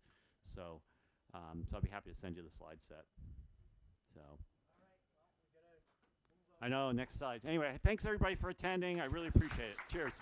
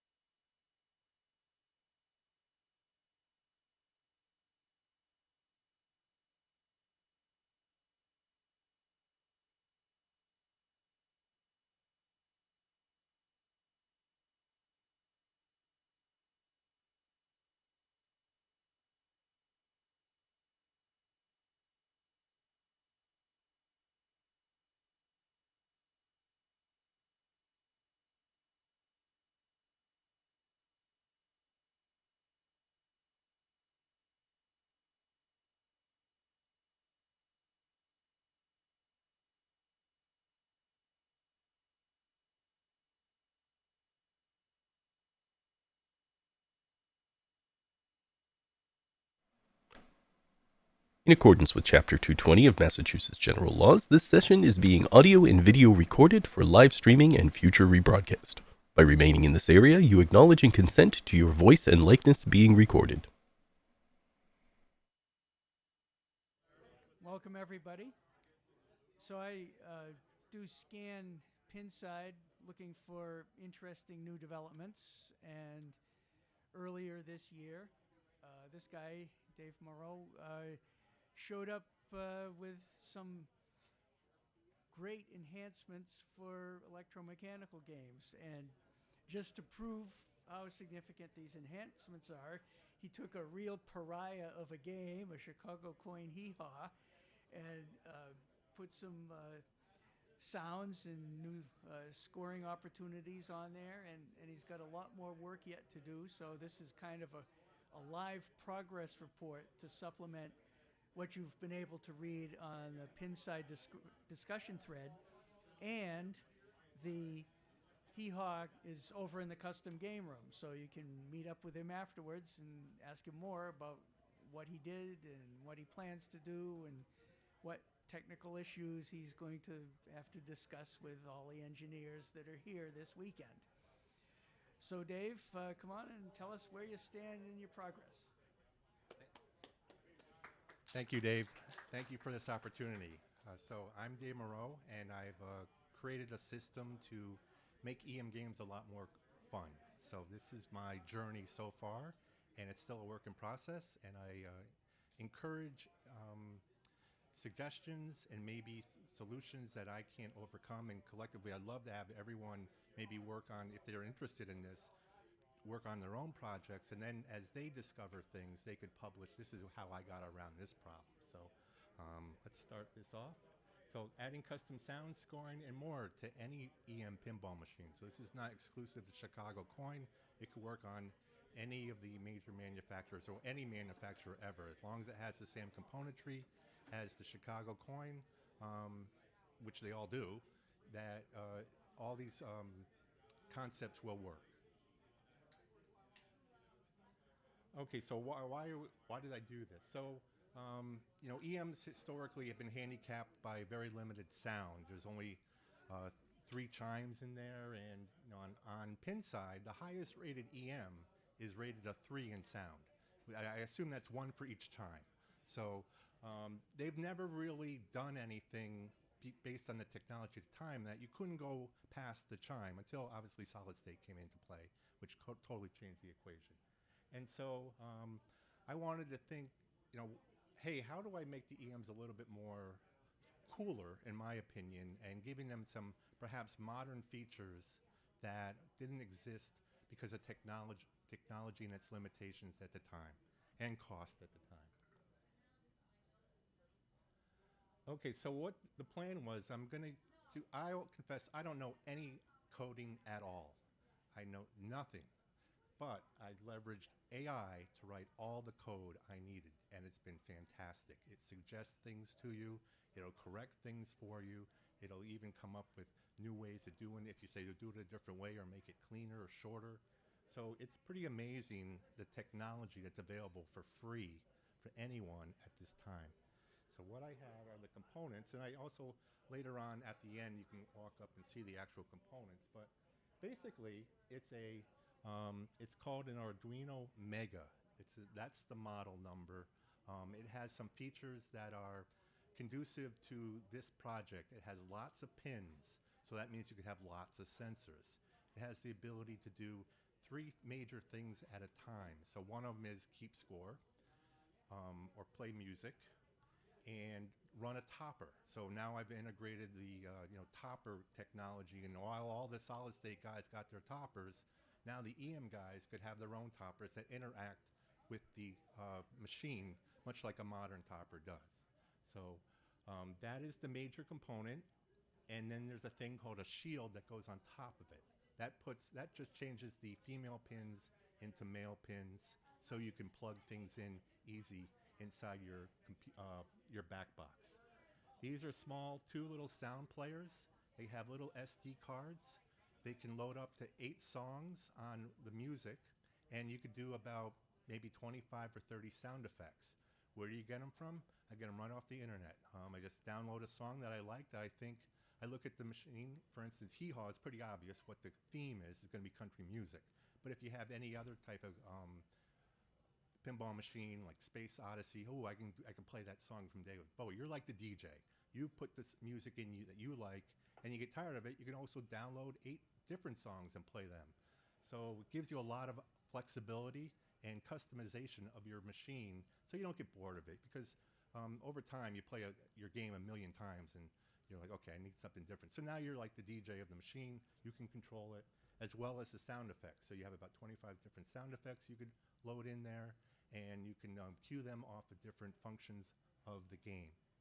I got 4 little speakers right off of Amazon, like $10 a pair, and the power source and a computer. You don't need a specific computer for this. Any computer will work. You use our Arduino operating software, which is free. Everything software-wise is free. Editing your music is free. Editing your sound effects is free. Haven't spent a dime on software, and the AI is also free. So everything is super low buck, low cost. It's just knowing where it is and learning how to use it. And then I started with no background at all with this and just watched videos, went on message boards, see what other people were doing. So this is all self-taught, but it shows that anyone can do it, because I'm the case in point where I have no background, and yet I was able to pull this off. And happy to share it with anyone, even to get started, so you don't have to go through the whole code thing. I'll give you the code that I have right now that we're running, and people can expand on it and or make it even better. So I'm pretty open to anything. Okay, so the next plan was to take advantage of the existing characteristics of the machine. So again, I don't really know enough to say, well, I'm going to change this. I'm going to supplement the machine by using the existing features and existing lights and perhaps enhance them, but not change the machine itself. That wasn't my intention. I tried to make everything contactless, so you can change your system to another game if you wanted to. I really don't know how to solder very well, so I would try to avoid soldering. And other than one switch, which is leaf switch detection, you don't need to have any soldering skills either. And even you can really hack up your soldering on your leaf switch and still get away with it.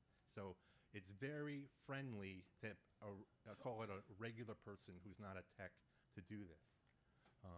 So what I'm using are off-the-shelf sensors that you get off of Amazon. So it was like, where do I get this stuff? Well, I just go on Amazon, and roughly $1 is $1 a sensor. That's the rough cost. So these are very inexpensive items that you use. And a Hall sensor is one of the first ones I use, and that detects a solenoid. A Hall sensor is a magnetic field detector. What's a solenoid? It's a big magnetic field, the big magnet, and it says when the magnet fires, I programmed, that tells the sensor goes on, and it tells the computer, I'm firing. Go play a song, or go play a snippet, or go do something. So it's detecting what's already there. You don't have to add things. You're just adding these sensors to the system itself. The light detect, so on the back box, 1 player, 2 player, 3 player, they're all coming up, they're lighting on. There's just an optical sensor that says this light's on, that's player 1. Or the game over light came on. I'm going to turn the music off. The game is over. So it's just looking at what you already have and detecting and then reacting to it. So you have to sit there and figure out, okay, how do I turn this off? All right, what comes on when the game is off? What goes on when the game comes on? And those are your things that you look at your machine and you say, okay, that light comes on. Well, I'm going to detect off of that light. So it's just going through your machine and understanding how it behaves, and then leveraging those characteristics to make the program do what you want. Another switch detect. This is the only soldering. This is the trickiest thing I found, and there's something that I throw it out to the group. It does work. Right now I had to get very creative, and this leaf detection did require the soldering. I couldn't find the way to see if a leaf switch was triggered any other way at this point, and that's something that I would throw open to the group in the future. There's got to be a better way than I'm doing it. but I got it to work. I can explain in details if you're interested later on, where the challenges lie.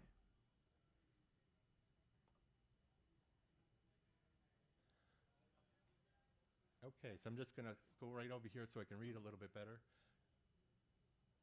Yeah, so my findings. So I was able to add a soundtrack to the EM machine. So way it works is there's 8 songs. I have it going randomly. You hit start. The machine detects that the game has started, and it goes through and says, play me a country music song. And it just keeps going and going until the game ends. Very simple. Doesn't have to get too fancy. You could make it tailored to each player if you wanted to, but I was very content with 8 random songs, country theme. Again, you can apply the music to your machine or maybe the error of your machine if you can't figure out a good theme. Hey, I'll play hits that were popular when this machine was in its heyday to give you that ambiance. I'm back in 1973. I'm back in 1972 playing the hits of that time. So that's what it kind of allows you to do. It's very easy to set up. And I do have part of this. I've had all the parts lists and some of the information's on the pin side as we go forward with this.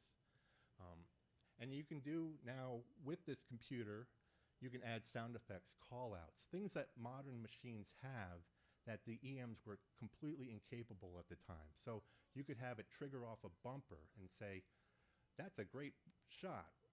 And then you could have it say speech, or just like a modern machine, there are things and elements that now you can apply to your EM game. So it gives you a whole new opportunity to take your old EM, your old faithful friend, and put new life into them and really work on it and make it kind of yours. You become the programmer of the game. Now it's the way you want it, but also keeping the original there intact, and just in case you don't feel like you want to do that anymore. Ultimately, so score reels are always a big problem in EM games, and as this project evolves, you can ultimately replace the score reels. Now, I don't know if you could have to get with the logic and set them all zeros so it would start, but you can track the score indirectly through sensors. Now, right now, it works, but it's not accurate. So sometimes it ghosts a number. And so it's not, it does exist. And that's what's showing on this, this little tablet I got that in the future could represent a video screen. Each Arduino has a built-in feature. We call it the serial monitor. And it's actually a little display to help you debug your computer or what's going on with your program. And all I'm saying is, show me that output of the serial monitor on an app. And I went online and learned how to, I pretty much copied someone on an app that takes the serial monitor display and puts it on a tablet, and I added a little Bluetooth sender. So now your tablet picks up your score, and you can see your score, and ultimately it does make the need for the reels could be in the future made obsolete or set to a point where they're not a headache anymore. That was kind of the goal, is can you somehow take that complexity out of the system but still give you everything you need to know.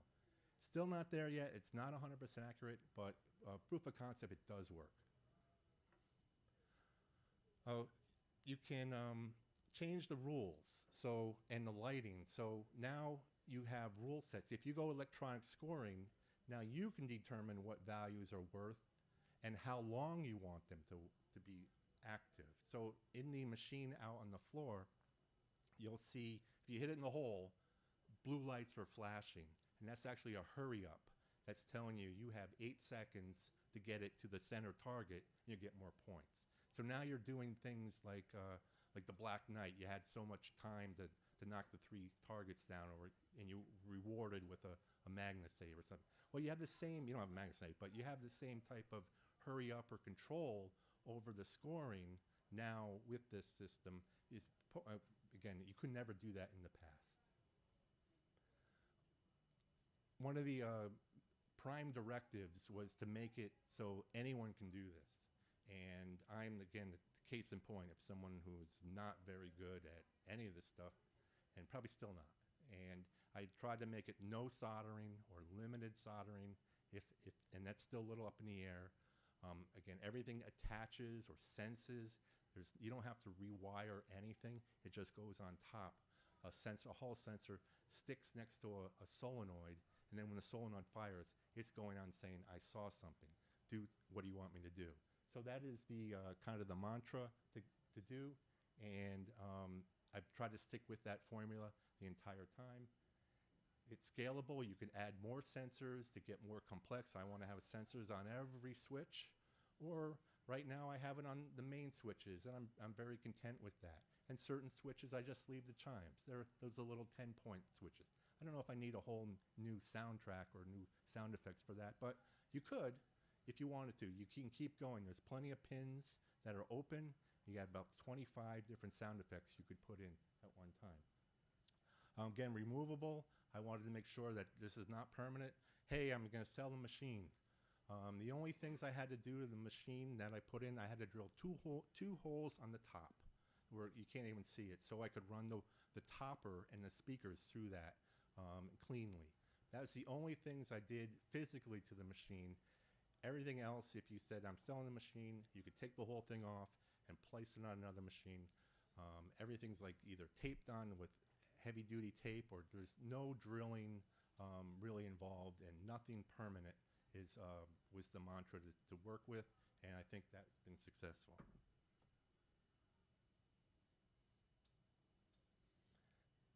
Again, these are more features that you can add. You can start to get very creative, and you take your knowledge of your pinball that you already seen in games that exist today and say, well, I could do that to this game. And I might have to be a little bit more, I will say, understanding of the limitations. So a case in point would be, I want to put a video display when the ball goes in the hole on I'll call it my hee-haw machine. The program on the hee-haw is going to eject that ball. It's fixed. You can't really stop that. So you have to say, well, okay, I have to have a very short video. I have to do something that I only have a very small amount of time to convey information on my video.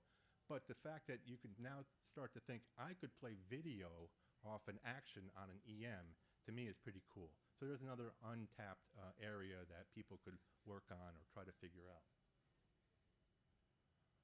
Again, using everything I've done is off the shelf. I don't have the skills to make my own boards. I don't really know anyone who's good in electronics. So everything I buy is right off Amazon. Again, roughly $1 a sensor, wires, everything you could purchase. So you don't need to be very specialized in your skill set. One of the things I ran into and successfully overcome is the spacing inside a back box. Obviously, it was never designed to accommodate a small computer and a bunch of wires. The hee-haw is a 4-player game. It's got a lot of stuff back there.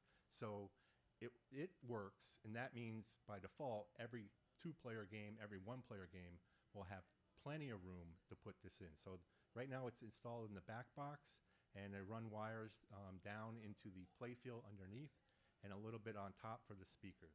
But the key point was it does fit with some creative packaging, and you might have to rearrange things. But if you can fit in a 4, then it can definitely do the majority of the others. And again, this is, to me, this is your case in point. No electrical degree. I can't even read a schematic, and I can't code, and yet I can still do this with today's tools that are available for free for anybody.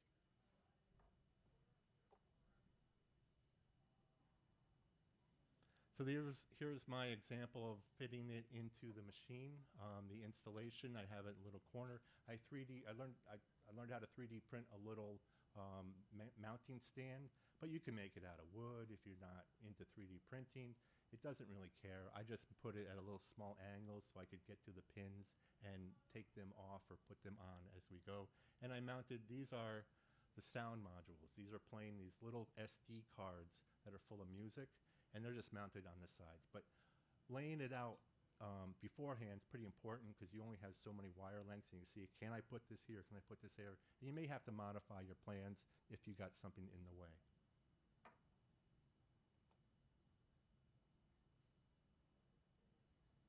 Okay, so these are things so far, what I've found. The light sensors work really well. So you can do your music and it's a very simple installation. We're using just light sensors to detect when something goes on, and then the game over light. When the game over light goes on, that means turn the music off. So it's pretty straightforward. It's just off or on, and all the sensors work on that principle. They're all digital, which means they're either on, or off. There is nothing in the middle. It's not analog. You don't have to write a formula or interpret a range. It's just on or off, and everything works just like a switch, ironically, in a mechanical pinball machine. So little things you could do now. Hey, I have control. I put a topper on, and then my topper is a disco ball. And you can now, I can say, when you get the high score, you can have the disco ball go longer. And it is programmed to do that. So these are things now, suddenly more things to play with. If the topper was a different type of topper, and maybe you can do something different, it's all within your control on how you want the game to interact with the player. Another thing is the triggering. Again, you can control the lighting. I've added supplemental lights. I haven't modified any existing lights, so I add small LEDs to the existing things. And there is space. You got to shove it up there, but it works.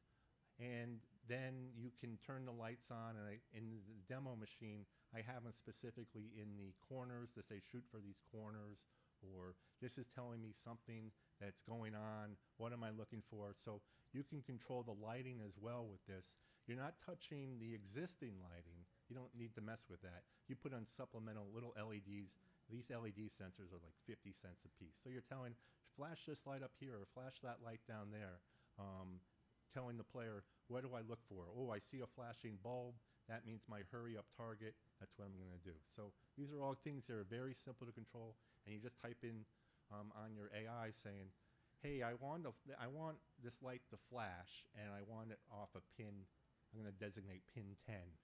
Okay, and it will do its thing and spit out the code, and you copy paste it right into the Arduino program, and you download it, and it takes it in.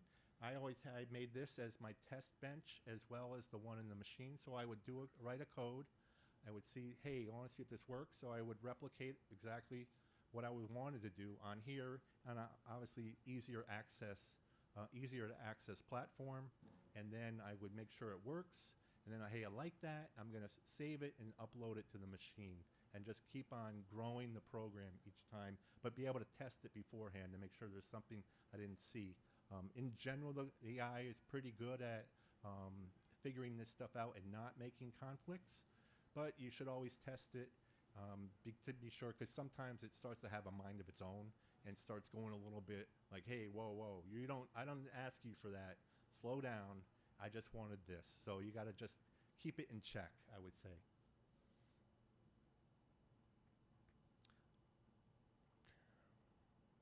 Okay, so the installation of systems, what I'm referring to is that the principle of detecting lights, something that goes on when the game comes on, or a sensor, and something when the game over light goes off. It doesn't care about how many players it was for the music on my example. Again, or you could trigger songs to each player, again, by detecting off the back box. Hey, when the player light goes on, that's my trigger to say, play music designed for that player 3 should get. You could do it that way, or you can just say, I just like it random, because it's like listening to the radio. You never even know what came up, and we were fine. Everything's pretty inexpensive, collectively. This is the first iteration. I think people that would be better at designing things might be able to consolidate hardware. I have a very simple, straightforward. I have the music channel, the music player, the music speakers, and I have the sound effect player, the sound effect speakers. Maybe someone who's more knowledgeable could combine them and save some material costs. I don't know how to do that, and I thought I'll just keep it simple. So that's why there's 4 speakers. I don't know how to combine them safely yet, so I just left it alone. They're so inexpensive, the total amount with the toppers, and that's even, you don't even need those. But that was $300. Without the toppers, about $200. So that's a pretty, what it to me, it was a pretty reasonable amount. And then you have a lot of leftover parts when after time you sum them up because you get quantities of 10. So I thought that the sum total was very reasonable, much less than what people will spend on a a modern topper. They spend hundreds of dollars. Now you have something that you can put into your EM system, give it new life, breathe it new life, put your own creativity on it, put your own spin. You could put the music you want, you could put the sound effects you want, and then if you get tired of it, you could change it. And so I think it opens up the EMs to maybe a different generation that just consider them, oh, they're slow, they're boring, there's nothing exciting about them. With such a system like this, I think that opportunity is now available for a reasonable cost, and there's enough help out there to make sure that you can get through this. And I'm more than willing, if you're interested in doing this, contact me and I'll walk you through what I got so far, share information, and show you where I got stuck, where I don't get stuck, why I did what I did, and just to guide people along the whole way so they can get an installation that they would like.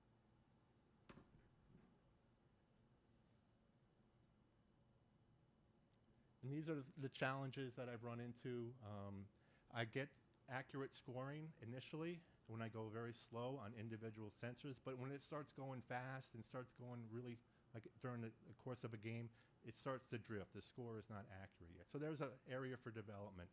How do I get the score to always match? Right now, what it's doing is it's sensing every time the 10 relay fire, 10 solenoid fires, the 100 solenoid fires, and the 1,000 solenoid fires. So it's looking every time I fire, if it's a 10, give it 10 points and add them up. But what sometimes is happening as so much is going on that I saw the score drift, and I don't know the answer to that yet. So these are just areas for further research. Debouncing in any switch, there's a time frame where it's going to give you a lot of noise. It's actually flickering back and forth.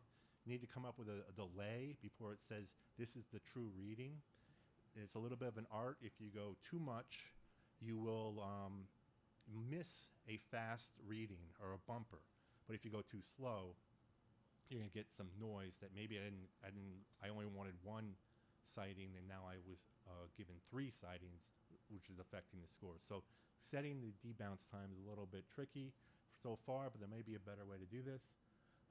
Once in a while, there's a ghost sound. I don't know why. And as you play the game, you might hear something like, hey, the hee-haw and the haw are down on the slingshots, and yet I just heard it on the bumper. So there's a little mystery, but in the sound, it's not that important. It's kind of fun. It's, oh, I heard a sound here, and it was supposed to be there.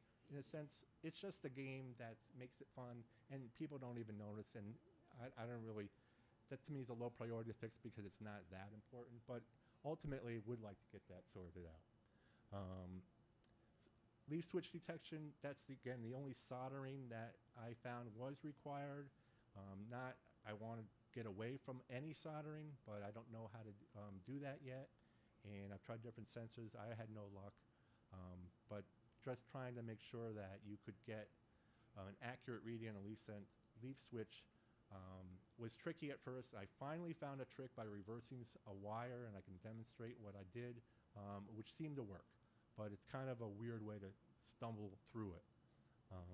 Hurry up and scoring. So again, I made a hurry up. There in the code, there's actually a hurry up that if you're going electronic scoring, and assuming it was accurate, you would actually have an opportunity to get a lot more points due to a hurry up within the system.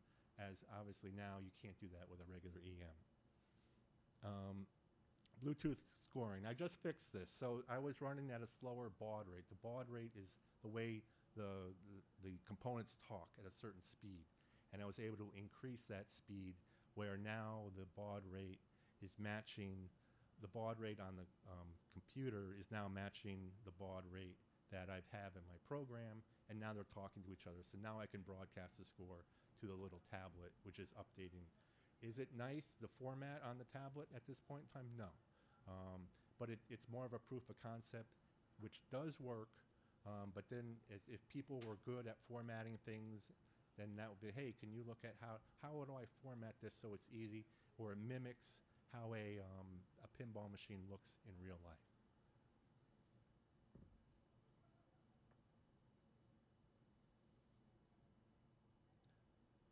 So how do I get more information if this is interesting to you? So what I would suggest is you could email me, and I made a little email that, hey, I'd like to try this. Can you walk me through it? I've been posting on Pinside regularly, kind of my updates. You can see the progression where I'm at. I also have a website I made that has a listing of, I made even a blog there or a forum. So if you had a question, you could post it, and maybe I could answer it, or maybe someone else could answer it. And at a point, I will be tapped for knowledge, but people a lot smarter than me might be saying, no, this is what you should do to address this issue. So that's what I was hoping to get, that people collectively start to look at doing this to their machines, and then growing this avenue of customization for the EMs, and to give them a lot more new life. And then again, it's cheap enough, it's low cost enough where you can try anything you want. And what's the worst that can happen? Oh, it didn't work. Oh, I dropped $10 on a censored style that didn't work. Oh no. So it's all very low risk, but again, it lets you really become the game designer that maybe you thought you always could have been, but you're maybe at a more simple level compared to today's games. Are there any questions about this approach? And I do have the components down here if you want to see them afterwards to take a look. And you'll see it's really not much. There's not much to this, but you put it collectively, works together. It's actually pretty cool to turn your machine into something different. Yes, sir. What size are the sound cards for The question was? the question was, what size are the sound cards? So they're 32 gigabytes are the cards themselves. That's what the maximum these little players can do. So they can handle a 32 gigabyte sound card. That equates to about 8 songs and roughly 25 sound effects on each card. You do have to do a tiny bit of formatting, the naming of the songs in a particular order. You have to go 001, 002, but you could figure, I mean, once you know what you're doing, it's no problem at all. So that's about 8 songs.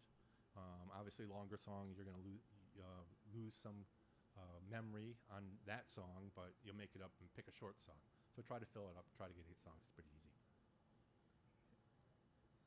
Any other questions? All right, well. Oh, there's Jim. Oh. Is there a separate power supply, or you tap into the main power? Good question. Right now, we Can do. they repeat the question? Oh, yes. The question was, is there a separate power supply? So you can do it either way. Right now, we have it tapped. We have a switch that's drawing off the original power supply within the machine, but you don't have to do it that way. You could do it with its own separate power supply and just plug it in as well as your EM. So you're not required to do that tapping where we tapped it in that switch, but you could just have a switch somewhere else initially. Especially if you're home, you don't have to worry about like the general public messing with it. So, but this one's designed for more of a general use. Yes, sir. You mentioned having a switch detection that you soldered into the switch. I'm kind of curious how you're isolating the system voltage from your project voltage. I'm using an optocoupler. The question was, how are sorry. you isolating the switch Yes, the when question. you solder in? Yeah, so the 2 leaf switches, I'm using an optocoupler, so they're not, it's not really making it, but it's reverse. It's a kind of a reverse logic where it's always on, and then the optocoupler goes off, which is completely opposite of everyone else. So those switches are the trickiest, and I tricked it by switching a wire on the sensors, so it thinks it works like everybody else. But it doesn't short anything out. It's just the optocoupler protects it on using that. So there is no real power going through this thing. In fact, if you do run the power through it, you could smoke the maybe the Arduino. And Dave?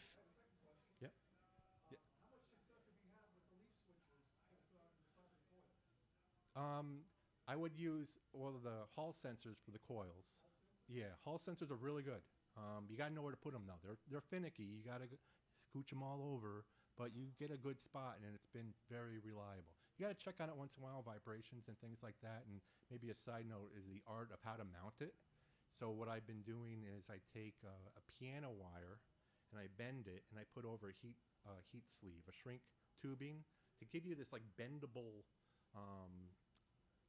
little finger, that then you can mount the sensor in and get it to a position that will work. So there's a little bit of an art of how to stick and mount the sensors within there, but making things bendable gives you enough flexibility, and it holds its shape after you bend it, that it seems to work pretty good, and that's what I'm using now.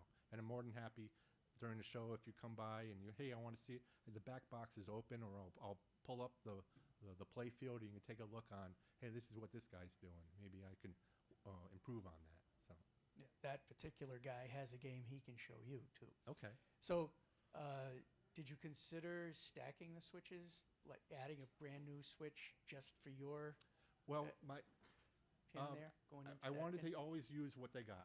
Oh, So okay. never add anything if you don't have to, and never having to tap the original power or the original schematic. So other than that leaf switch by using the optocoupler to detect on both leaves, that's it. Everything else is all non-contact. A light, a magnetic field, and there are other sensors. You can get motion, you can get temperature, you can get heat. Now, whether you could use them, it's something. Could I somehow use a heat sensor in a pinball machine for something? I don't know. Obviously, a stuck coil. But Centigrade 37. yeah, there you go. So it's pretty open, and there's such a myriad of sensors that are available on the market that it's some I buy them just to try it. Where could I use an acoustic sensor that senses closeness of the ball? I don't know, but maybe let me get one. Where could I use this? So it's kind of fun to figure out what can I do to make this even more fun. Well, he'll be around and in the homebrew room, so you can go look at the hee-haw there, and if you see him there, he'll point out all the stuff inside the game. So thanks for coming. Oh, thank you.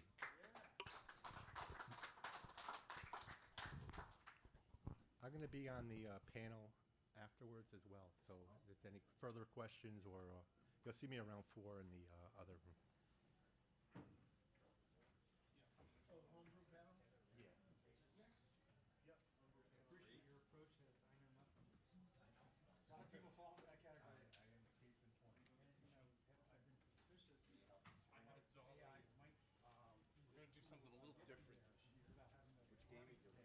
I'm so happy to hear that. All right, Gopher shows up at 3. My pinball time is over. Oh. You're mutually exclusive. No, she'll play. I already talked her into doing the split flipper tournament. On the website, I have participants, and you can just click on the link. Full disclosure, that's the Amazon affiliate program that I use. But you can click on that, and that's where I got it started. So I went through all the parts, put links on. That's awesome. Say, okay, this is what I want. So,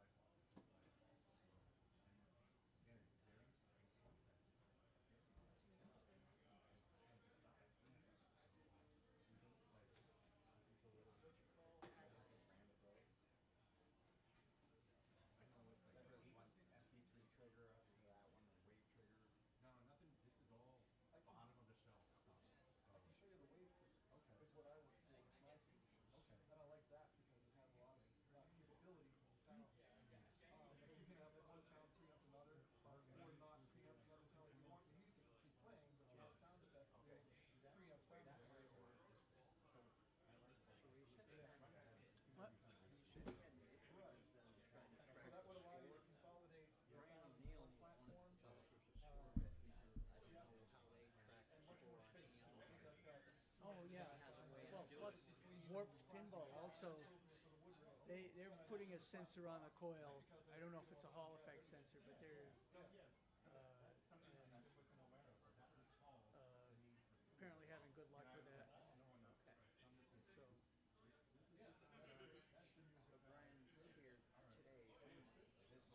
yeah. It does work, but I think I don't have a plug.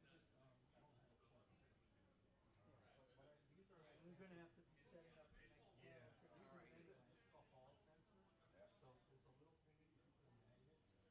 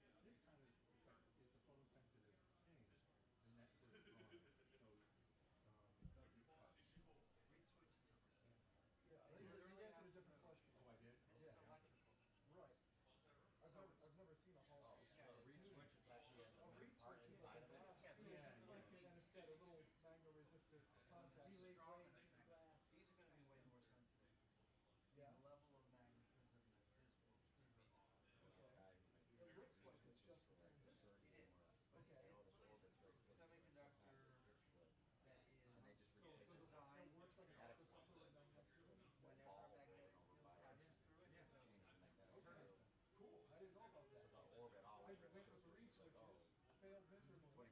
And the switch.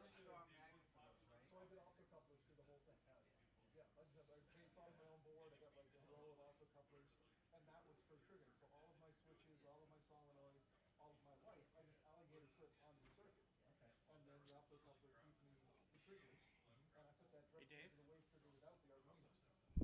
Oh, we gotta go. All right, we'll talk more later. Yeah, please see me in the homebrew. I'll stand right behind you out the door. Sorry? Your wood rail, does that have all this on it? It does. Yeah, is that, and that's here, right? It is. Where is it? In the back corner.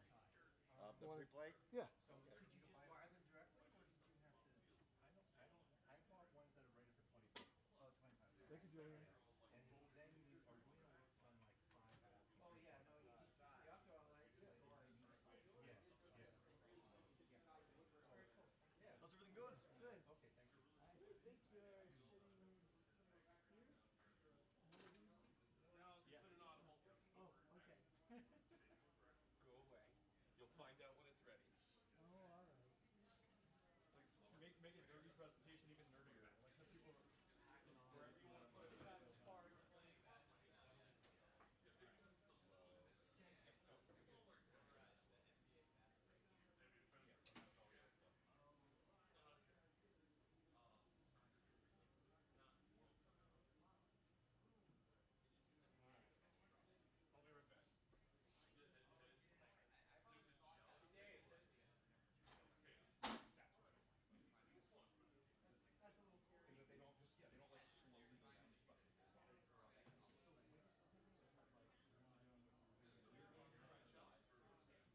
That's a little scary.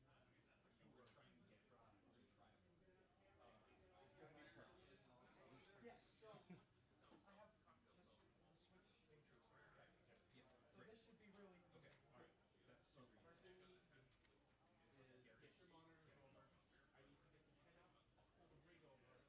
I'll pull the rig over, and then I'll pull over a splitter to your monitor so that I can get feed off the monitor for the screen. So set up your workstation, move the table wherever you want. And if you need another table, can you grab that small folding black table, unfold it in case they need it? Thank you. Display. So we need like a power strip or Yes, something? yes. Do you have an extra power strip here that we can like get closer to this? Yeah.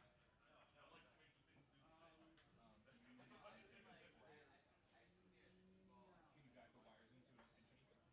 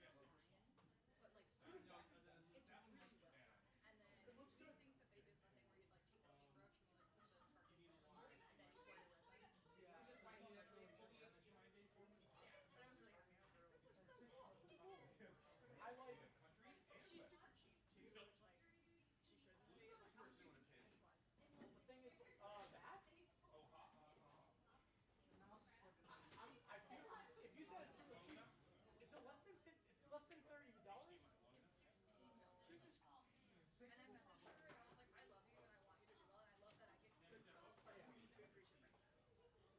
Because this was $13 and then she has giant like lumos and she has I might need nails, this which are camera. really cool.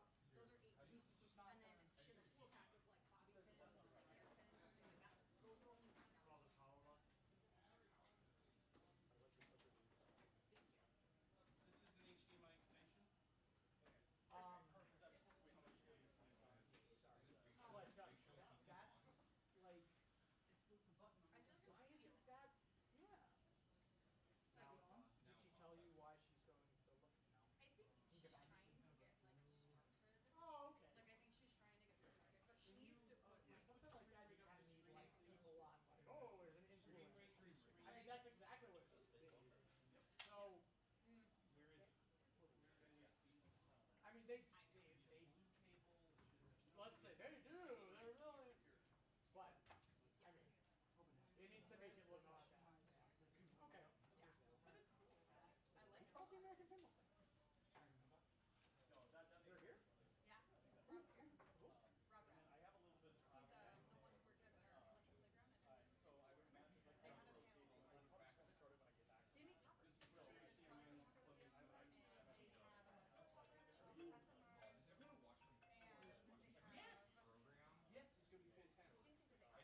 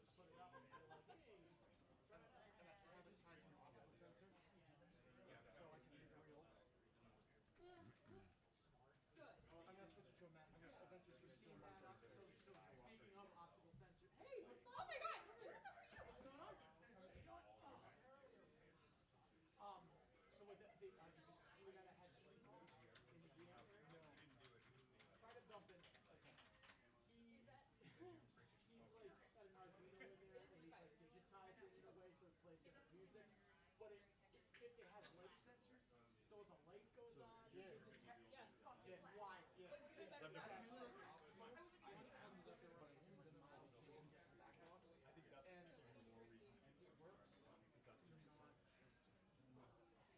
It's not. So I'm gonna switch between micro switches on the actual the switch base. So when it actually clicks to that, it rolls over. Smart, smart. You can do that. Yeah. Because each of those are going to be different. Exactly. Yeah, that's the way to do it. I was actually trying to spin out a bunch of cards if you get more than X number of slots. Cool. At the end of the game, you get one. Like things like that. That's awesome. If I have time, it's going to be playing Sweet Caroline. Of course. Micro switch. You got to have dirty water too. I don't have Sweet Caroline today, but micro switch on the yeah. Test 1 2. Simple. Oh yeah. That's what I've always wanted to do, like with some of these. So as of 4 minutes ago, we I think they were like, oh yeah, we were like, about adding music to it, some good. That's that guy. Oh, that's that guy. Yeah. I forget his name. I have a very bare bones they're online. They're down 6%. But I can only fit like 5. The tools are Sam, where'd you get your shirt? good question. I think it was online. Take your shirt off. Bree needs it. Would not be the first time that happened. You would be the first person to get naked during. Well, pinball Olympics, right? Oh yeah, pinball Olympics. Yeah, that's all all. probably Pinball got naked. Olympics Two is weeks ago, another we story. traded shirts. There were like 6 of us who all just kept trading shirts. So, Sam might look good in that. I don't know if you were around at that time. Do you remember Adam? How was his last name? Kai? No, Sam hates him. No, from North Star Pinball. No, Canada. I might know He's learning. Thank you. I might know his face, but I don't know his name. Yeah, so he had this like really cool full house shirt, like that had like the shell on it. But I was wearing my like Oh, I was just making sure we were on that computer over there. Send That's away where Black Knight Knight 2000. The one I'm gonna kill you and take the lean forward Yeah. talk if you didn't have a beautiful family, it would have already been done. Yeah, I can't believe Given them a how couple years rare before that is Murray now. So that one. That's nice. Last week was Pat Knight. I'm gonna have to bring it. I say we're gonna get brought in just to make us all jealous. I regret. I'm sure your bar food was fantastic. I didn't even think of this. Brian. Look, I was technically a medical. Oh, wait, Liam. If he had been remembering enough, you'd have had ramen for lunch. We had. I want ramen for lunch. I got We went to Take a picture of your Harry's. shirt so I can reverse Harry's Westboro? Yeah, all right, fine. We do that. And he was literally on his way back in the building. We're like, nope, come with us. Yeah, they were just like, Bree. they were like friends, and they were like, are they friends? And they were like, come, you're coming with us. I was like, oh, okay. Okay. Have you ever talked to the Ron on this before? We need to find chairs, Dave. Chairs. Yeah. Find me. Yeah, that'd be great. Is this on? I know this one's on. Turn that off. What time? It should reconnect. You can always use my phone if you have to. What time is that? No, there's 2 different tabs. It's 7:30 to 9, and then 9:45 to 12. Yes. But everybody, people gonna be all around and stuff like that. Afterwards, we can do and I brought hotline, so we can hotline for Dutch Buddy.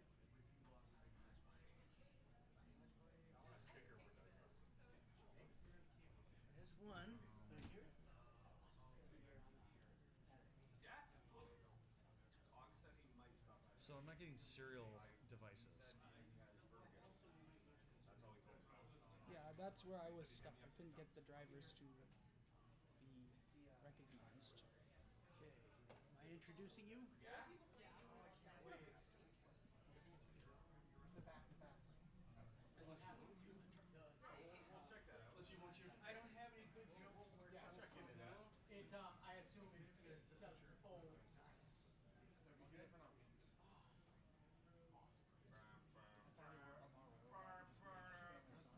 You just need that. Yeah, no, you don't have to license the song. You just have to have me do that.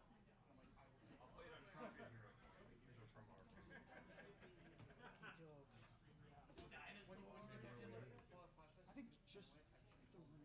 Do we need more than 3 chairs? I don't know. We'll figure that out. Jack try sign on. You see my back. Oh, yeah. Of course I like little things Where's like King that. of the Of course, Arcade? absolutely. On that note, where is King of the Arcade? In the room. It's here? Yeah, of course. It's in the arcade. It wasn't there yesterday. Yes, it is. Was it? No. Yeah, those are from our room.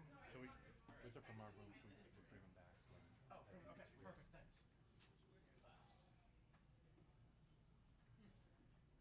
Right here. Aaron, where's suitcase pinch? It's at my house. Velvet seat, right? I ask you every show because I still haven't got them. I took it to TPF. You just didn't go to TPF. Why the hell would I go to TPF? Switch off. That's a weird way to spell Pintastic. Drive it before. it's full of it. That works. Are we all set? Are there any Windows guys here? Okay. We got Aaron. One more? What do you need? Do you run Windows? I'll grab Do I one. know Windows? Do you run Windows with MPF? Yeah. Okay. What do you need? I need virtual COM ports to show up on this device, and they told us 4 minutes ago that we were going to be getting this thing running right here in front of everybody, and I have no idea what we're walking into. Okay. Surprise! Surprise!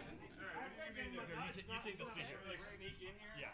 You do it. Smash my How the hell do I always end up on this stupid stage? Yeah. All right, what are we doing? So this is a big panel. We were trying to get just to the virtual COM ports to just send serial commands to run. So I was trying to run CoolTerm, but it's not seeing the ports that we're plugged into. I always use Linux on Mac, so I don't know. I'm not seeing the serial connection to the neuron like in the device. I've never used a neuron before, dude. Well, it shows up the same way as Okay. yeah, doesn't it just show up as a? it's like it's missing a driver. I don't know what it takes to make it run. I don't know. It never took anything. Like you're just talking about the virtual? Yeah. Like where you don't even run That's it? why, like, I would expect it just to be. It just works. Yeah. I've never ever had to do anything. Okay. I never had to fuck with I'm COM the same ports in way. my life. So this is what I don't know. Okay, so you're not wrong. Okay. Good. I have never. Show me the error you're getting. Well, it's just not presenting COM ports. Like so, like he's gonna be installing like MPF and stuff like that. First thing, the first thing I want to do is just step through the serial commands to test the device. And so I would expect to be in CoolTerm and I don't even know what cool term is. it's like serial connection. Oh, I'm yeah, seeing okay. the ports listed here. Yeah. Was that a hair joke on me? So rescanning Well, queries. you're running virtuals, aren't you? Is it running right now? I mean, You would have to be. well, Now we get right. I mean, it's on. Yeah, so we're on this. Yeah. Take that chair and throw that. So that's why I'm Bro, like legit, bro. You sit there. Oh, I was gonna actually Yeah. throw it. That's not so I don't know if it's a touch driver thing. Do you think maybe unplug it's, us? do you think maybe it's that the USB? We just Yeah, it has What if to we be. try? What if we try a different I'll kick everybody's Yeah, ass as unplug Mac. Unplug the USB. the micro? Don't throw me Yeah. off What the if we cliff try a and different, then- not micro USB, whatever that is, USB PE? Like, This one right down my camera. Falcon punch. yeah, Falcon kick. nothing's showing up at all. Like, it's not a matter of presenting. It's just not. No, at all. Are you on your ports? Are you on the device manager? Yeah. All right. Okay. Nothing changes in the slightest. I'll be when good. you Unplug it or plug it. That's not good. That's very not good. Very good. Can't promise it. That's bad. That's You a sure bad- did. Once you have it, So Have you tried thoughts turning it start off and on going. again? Well, I'm turning it back on right now. There you go. If this works, IT crowd rules. Off and on again. Exactly. I love it. What's your password? Don't tell me. Oh, it's cheese, but the first one is You the actually lowercase. actually Test, test. We good? Test a handle. Oh, is it okay? Test a handheld mic. In accordance with Chapter 220 of Massachusetts General Laws, this session is being audio and video recorded for live streaming and future rebroadcast. By remaining in this area, you acknowledge and consent to your voice and likeness being recorded. unplug me again. The white zone is for the immediate loading and unloading of passengers only. Yeah, No all right, parking. We have something. Oh, there we go. So please hold. Please hold. Don't Please look mind the at me. gap between the. You're gonna put the camera on? Larping. To load or unload, you go to the white zone. Yeah, that's a fake button. I mean, like it'll bring you to the go ahead and try button. So when he plugs in, is that the one that you just got? He's looking for the COM port here. Okay. Whatever. Okay. So plug it back in. We are on. Good afternoon, everybody, and welcome to, this is the 11th. I've been doing this for 8-ish years now. I've had the pleasure and honor of moderating this lovely panel of disorganized human beings, including myself. And every year, I reach out to everyone in the audience and say, bring me a flippin' pinball machine. It doesn't have to be perfect, it just has to flip. I could use a little more level out of my mic, I think. That's okay. And this year, we've got someone who brought a pinball machine that's not flipping. It's having a hardware problem. So, the goal is to leave this room with a flipping pinball machine. We've got experts on this. We're going to go quickly through with a microphone. You got some dudes who are messing around with pinball. Experts. It's the best experts I could have. All right, so we're going to just go down the line quickly and have everybody introduce themselves. I actually have slides for everybody that we're actually not going to use. And where's Aaron? Aaron's here. Where's Brian? Oh, there you go. Brian made the slides for me because I never have time to do them. And now we're not going to use them. I'm sorry, Brian, but thank you for being voluntold. I appreciate it. Mate, can you hear me? Yeah, yeah, you're good. Hi, everyone. My name is Aaron Richard. I made Warhammer 40,000. I'm an expert. Hi, I'm Sam. This is my game that we're working on. It's Wallace and Gromit. Jeez, Gromit. Mike Testa, King of the Arcade. Mike Testa. That was expert. That was next level. Eccles. Mike Tester. Ryan Russell, the other Ryan. I have the. It doesn't look like your enter key is going through. No, it's on. Yes. Did you turn it off? Yeah, you did. You turned it off. Stuck in the How's that? Here, you hold it. You're the keeper of their mic. So, before we get started, let's go over the purpose of this panel. The purpose of this panel is for these people to celebrate what they've done, their accomplishments, and I'm totally out of the camera shot. Here we go. And to learn from these people and to share things. Can you just shut my mic off? This one's echoing. I don't like it. And so every year I remind everybody of why we're here. It's my distinct privilege and honor to moderate this panel and to share these really, really difficult challenges of art, math, engineering, software, geometry, and everything all in one, and to highlight what these people do. So Rule 0 applies. Don't make me make any more rules or I'll name them after you.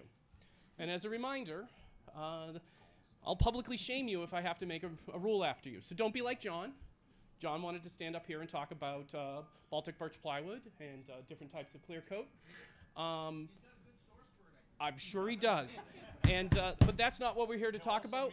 We're here to talk about homebrew pinball, and that's what we're going to do. So if you're politely told to shut the hell up by me, please do so. Anybody who's ever been to an unconvention before? Anybody familiar with the unconvention methodology? Law of 2 feet applies here. If this isn't the right place for you guys to be because you don't like the conversation, no one here will get upset if you stand up and leave. We will get upset if you try to direct us in a different direction than what these people want to talk about. So with that, we don't have to make any more rules. If we need people to want to ask questions, come on up so we can get a microphone in front of you so everybody can hear you. We are streaming and we are recording this for future. So we want to make sure everybody who's participating gets heard. These are the custom games. Everybody here who brought a custom game is invited to participate in the panel, whether they choose to or not. And as you can see, sometimes we get more people than others. We try to cover the who, what, when, where, why, how of homebrew pinball. This is extremely hard. Numerous people up here have had panic attacks this weekend from things, and this is a great community that's here to support each other. And to prove that, we're going to make a flippin' pinball machine in 45 minutes. We're going to talk quickly about the games that are in there. Brian.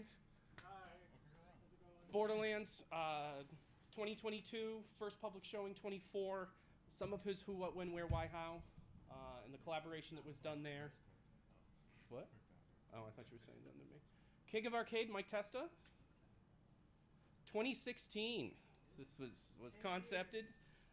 First public showing was last year or was the year before, Mike? I don't remember. The year before. Oh, year before. Okay, so I think. this is its third appearance. Yes. Okay. 2 years ago. Okay. Yes. So this is its third appearance. Warhammer 40K, who, if I do get to put awards out, which I'm the princess who gets to do these things, most improved this year. Most headway that's happened on a homebrew pinball machine. First time here, 23. I've started in 23. First time here, 25.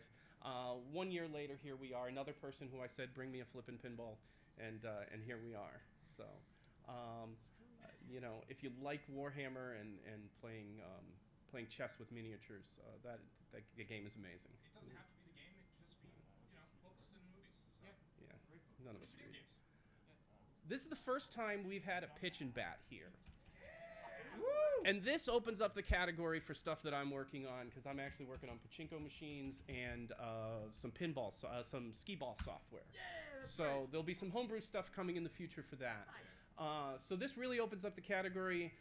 Anything that has a ball, I think we can try to cram into the homebrew room. So let's do that. Can you lower my mic? It's tinny. It's annoying me. Thank you. And so we didn't get any data from you. Another person we told bring a flippin' pinball machine last year, and here we are. So go ahead, take a moment. So it's a standard Williams Major League, but it was in really bad condition. So complete refurb. I've rebuilt the cabinet. A major rebuild? Yes, I even used melted burst ply. Oh, snap! Shots fired. Where did you get your... No. It's what he wants to talk about. There's a class action lawsuit against it. But redid the whole back glass and new bat handle and everything. So first public showing is this year. It's working, but new features coming hopefully for next year. And it's beautiful. It's a beautiful restoration. Oh, thank you. It really Thank is. Check out the billboards. That's all I'll say. Little details. Hee-haw. You had your own whole session for 30 minutes right before this, talking about the hardware platform and how you interface with it. It was fascinating. Anybody here who missed it, it's already on YouTube. Go watch it. Go ahead. Why don't you talk about your process?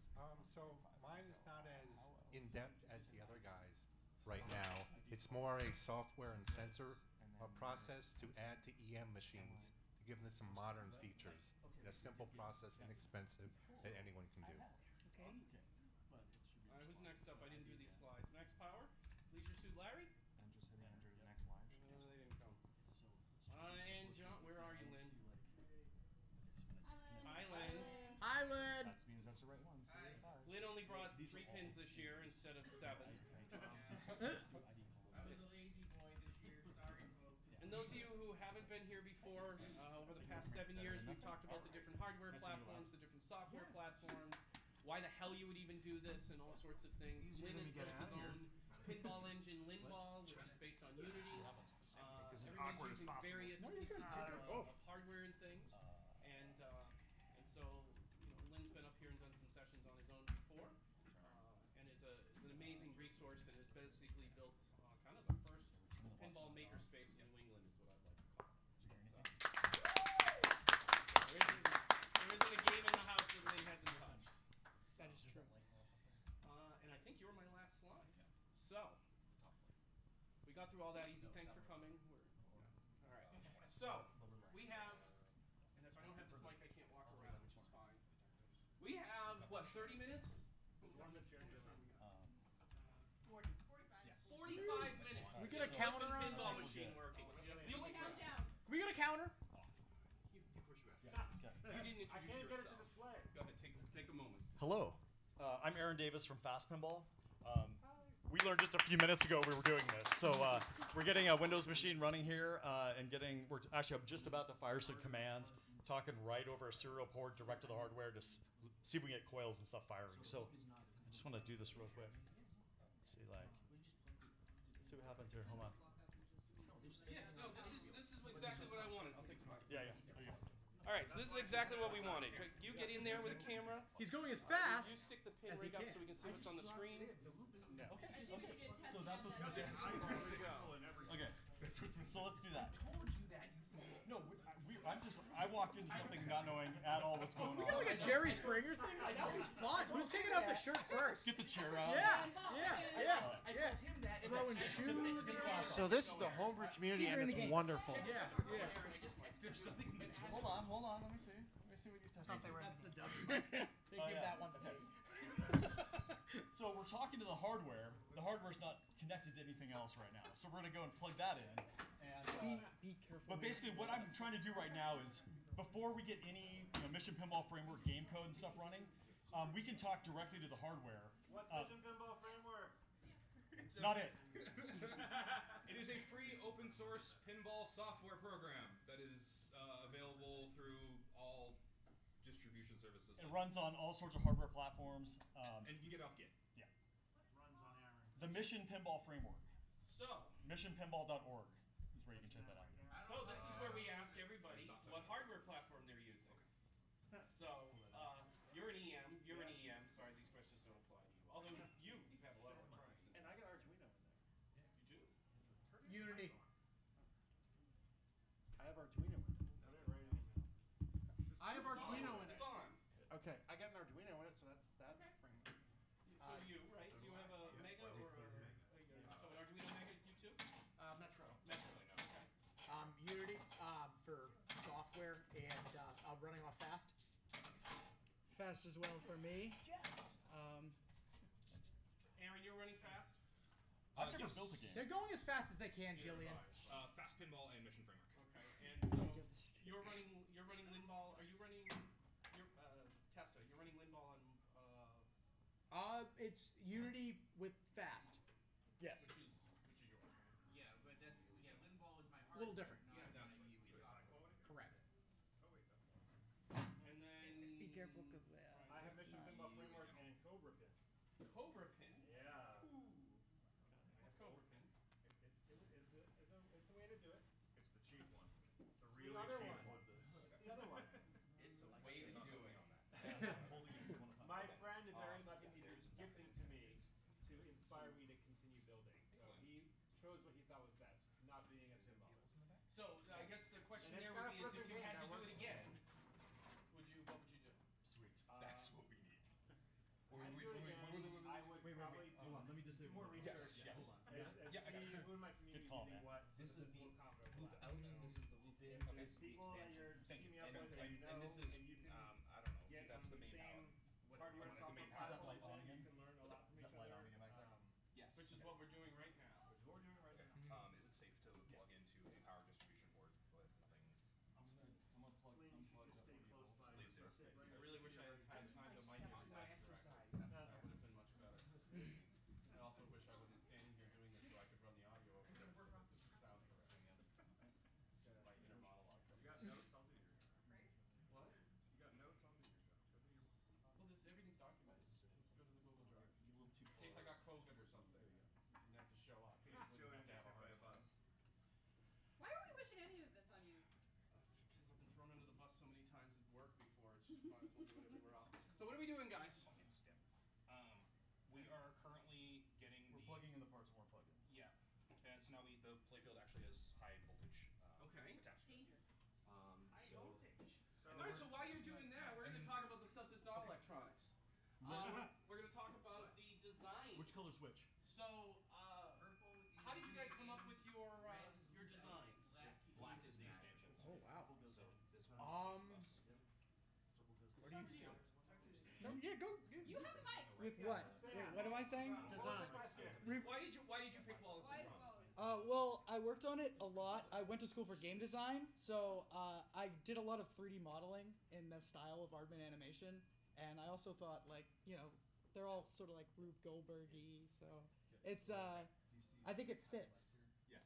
So that's really the reason, and I love them. I've loved them ever since I was a kid. When I sent you the email, it's like I'm excited to see it when it gets here because I love Wallace and Gromit. Me too. Great. Yeah, it's coming together. All right, Testa. Yeah, where to begin with that? I mean, I've always been the creative mind. Background in art, theater arts, college and whatnot. Went to school for all that kind of stuff. film, anything art-wise. So that's pretty much why I decided to create a whole brand new, not a already made theme. Yeah, all the way down from screenwriting to every little brushstroke on a Wacom tablet. I'm trying to make it as homebrew as you can possibly make it. Once everything is implemented, including music, additional artwork, animation, all that kind of stuff, it's gonna be great. I mean, I know what to do with it. It's just a matter of the time. It's a matter of the, I guess, energy is one thing. Being a parent of two definitely is it makes it a little harder to jump in on those things, and also with life and work. So finding that happy balance will be able to move the project forward faster.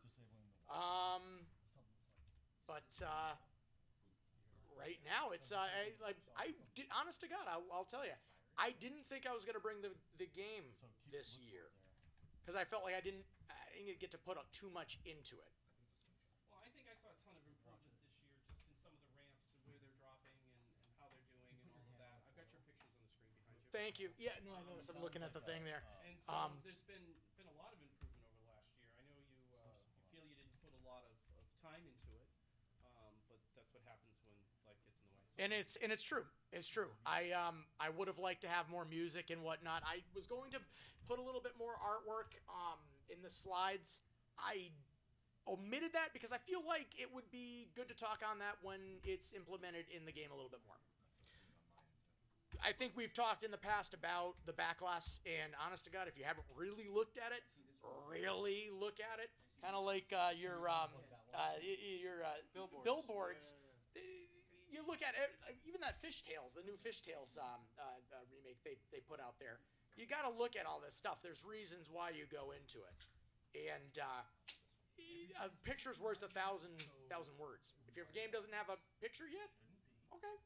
You have a theme, okay, right? Yeah, but the backlash isn't for the player. Backlash is for the audience. Correct. Correct. And obviously, since my type of background, in my creative nature, I need to, like, I'm the director of the whole thing. That's why I decided to call it a full Testa experience instead of.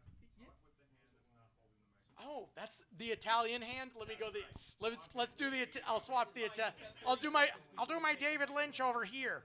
Yeah. So pretty much, where did I leave off? I don't know. Just pass the mic to the next. Anyways, who's next? We're putzing forward. Once everything's in there, it's gonna be great. You'll love it. All right. So while he's passing the mic, the one thing I want to point out here is the wire forms. You've got the picture of your wire form up. And hands-on. Yeah. So we think this stuff is hard, and that you need to weld, and you really should be wearing gloves, my friend. But it's a homebrew game. So soldering with copper wire and a torch is distinctly reasonable. Other people in the room are building the most beautiful 3D printed ramps I've seen in a while. A couple of you there.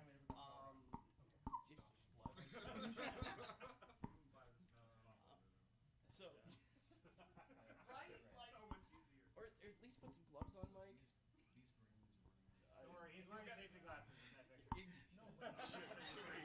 He's wearing them on his forehead. You learn from your mistakes.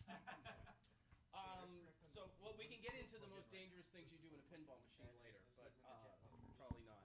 All right, let's talk to you about you. You took this machine and you've now rethemed it essentially as Fenway. Yeah, I mean, it's still a pitch and bat. It's still baseball, but I looked at it and the backglass was trash. The cabinet had no paint on it, so I'm like, well, I got to refinish it anyways. So let's have some fun with it. And I'm like, well, it's got to be Boston, so went full Fenway with the whole thing.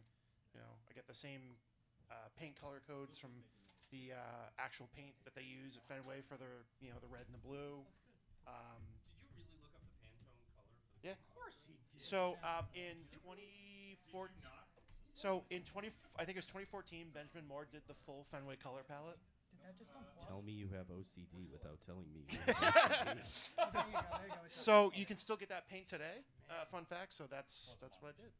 Colors Yeah. important. So the game still has a two-digit scoring. Correct. Are you planning to have some scoring features or something new that way? Or? So a couple things I'm doing. I'm gonna put in a full sound package. Every 7th game is gonna play Sweet Caroline because you gotta. And then I'm working on. It's gonna spit out baseball cards. So it is in beta right now. Really? Yeah. That's fantastic. So I started working on that last year. So technically, it's a redemption game. Yeah. Yeah. Beautiful. Did you build that yourself? So I found someone that did a similar thing for their art. Yeah. So I found someone that did a similar thing for their R2 unit, and I adjusted it to fit the pinball and the motor and everything. But at the end of the day, it's a cartridge that holds a bunch of cards. It's got a tiny servo motor.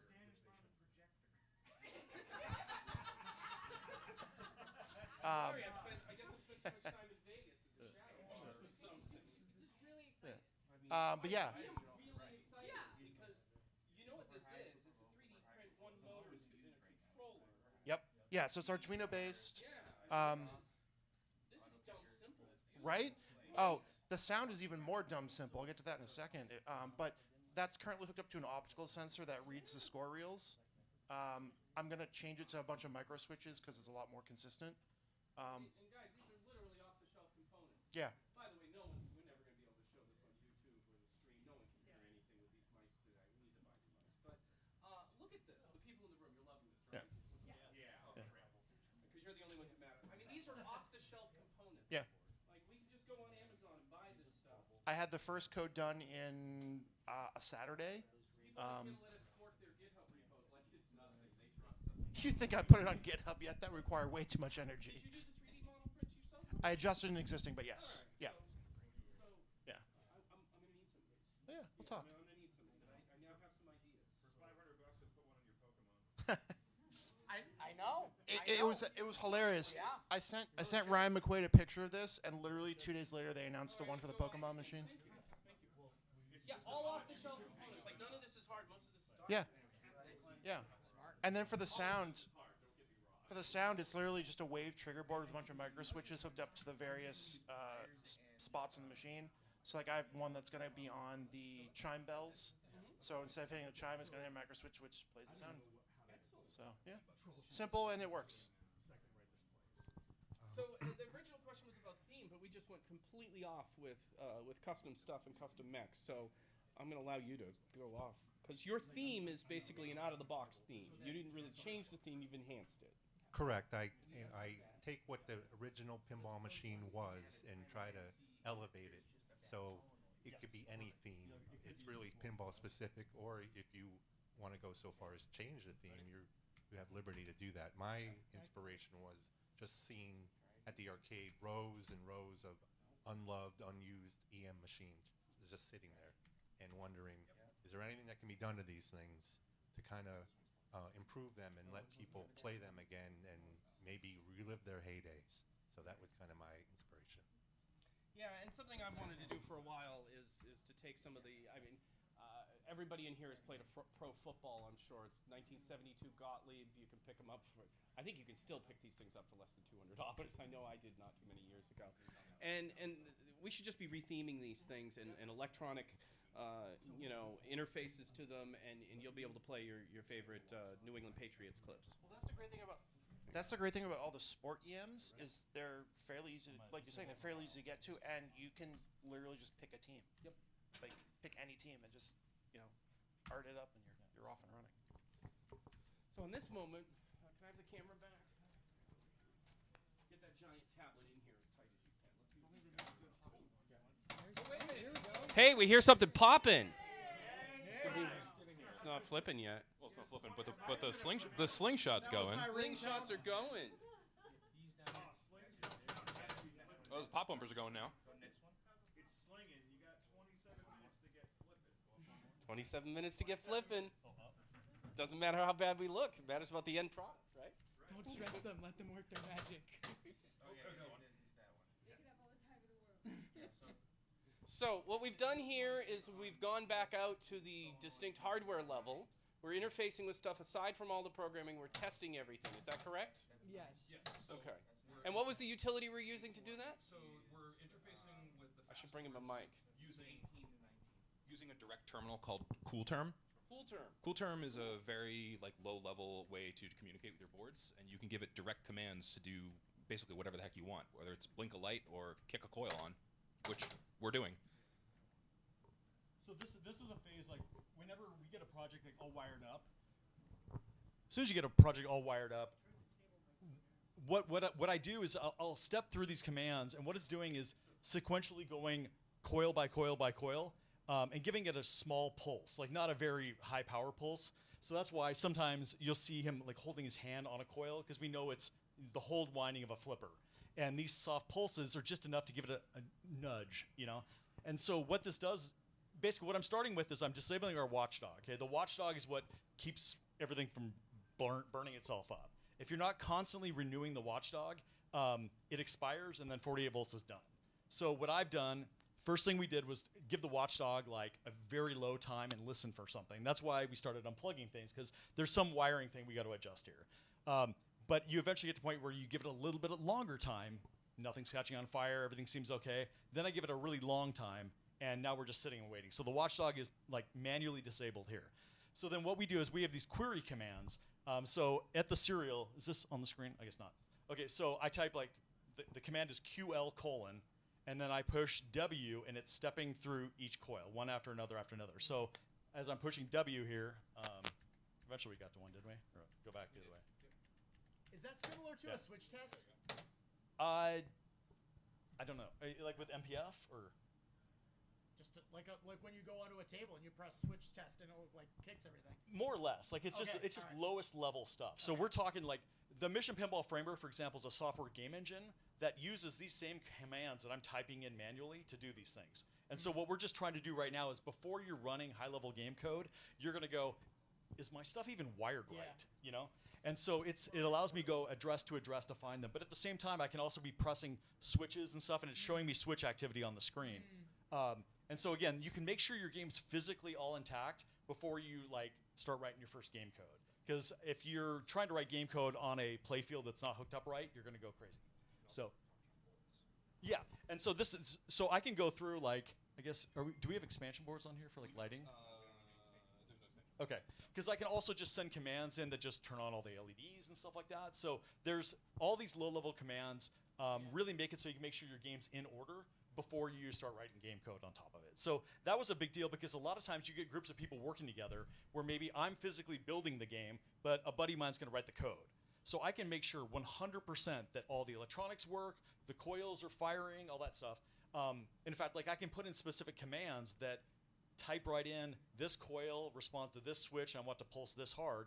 So just by copying and pasting from a text file, I can be playing my game like an EM. There's no scoring, no game rules and stuff, but right away, like I'm able to play this thing. So what we're doing right now is we're just trying to figure out where the wiring mishap is. So the coils that you hear firing, we isolated by unplugging a bunch of the coils that were in, and eventually got to where when I disabled the watchdog, nothing happened, which is what you want. So, okay. So then when I go through and test these commands, we're starting to see all this stuff firing. So that's narrowed down that somewhere in the wiring up here, something's out of whack. So we'll figure that out. We'll sort it out. I'm not used to doing this part in this context here, so if I seem a little bit rattled, I just want to make sure that like what we're showing is like very much a part of the homebrew experience. It's like you're hooking things together. You've never done this before. Like we're learning how it works in real time. So this is a very natural process. Don't be afraid. But all the tools it takes to work it out are there.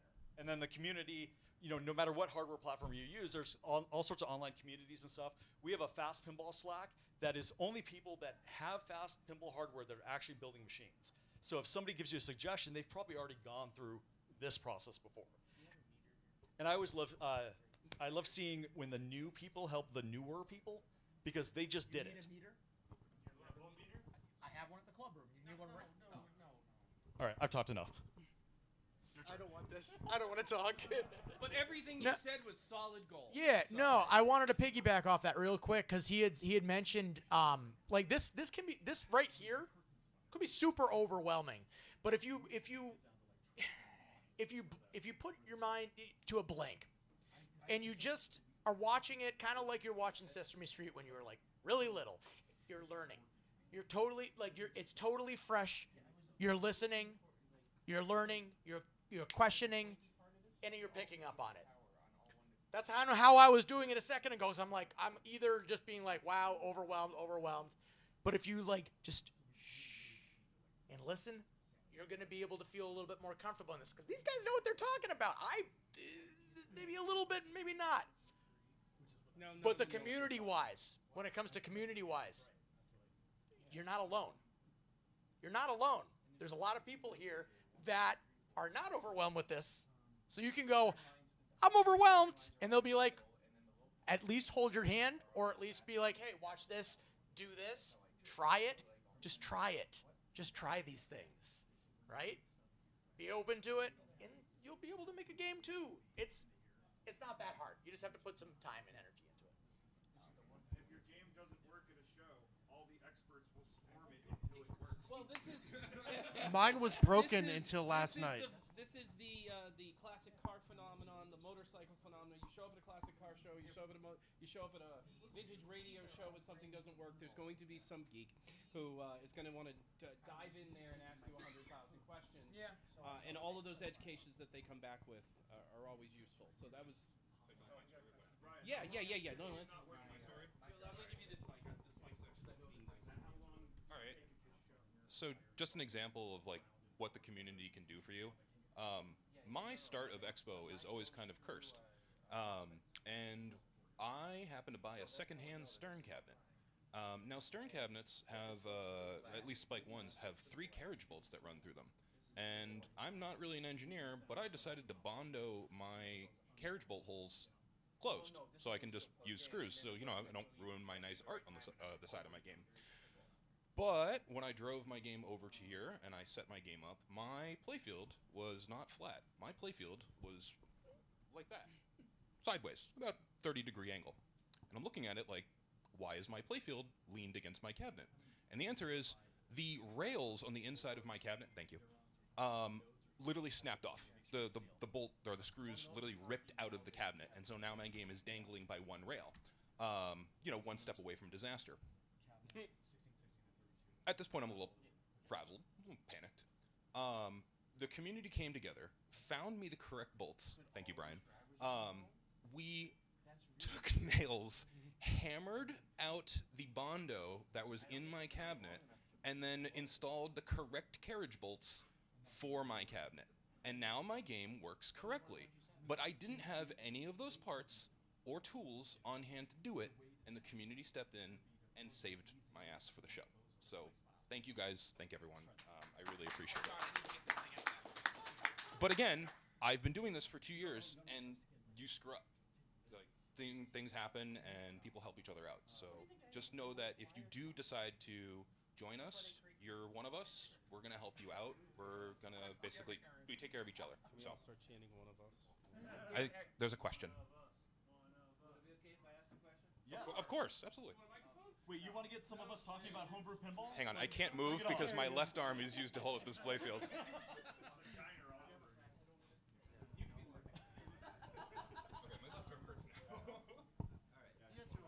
So we've seen a lot about the hardware and stuff, which has been awesome. I'm wondering about the state, the maturity of the software. Are you guys able to start building up game libraries, or is each one like complete blank sheet of paper and go from there?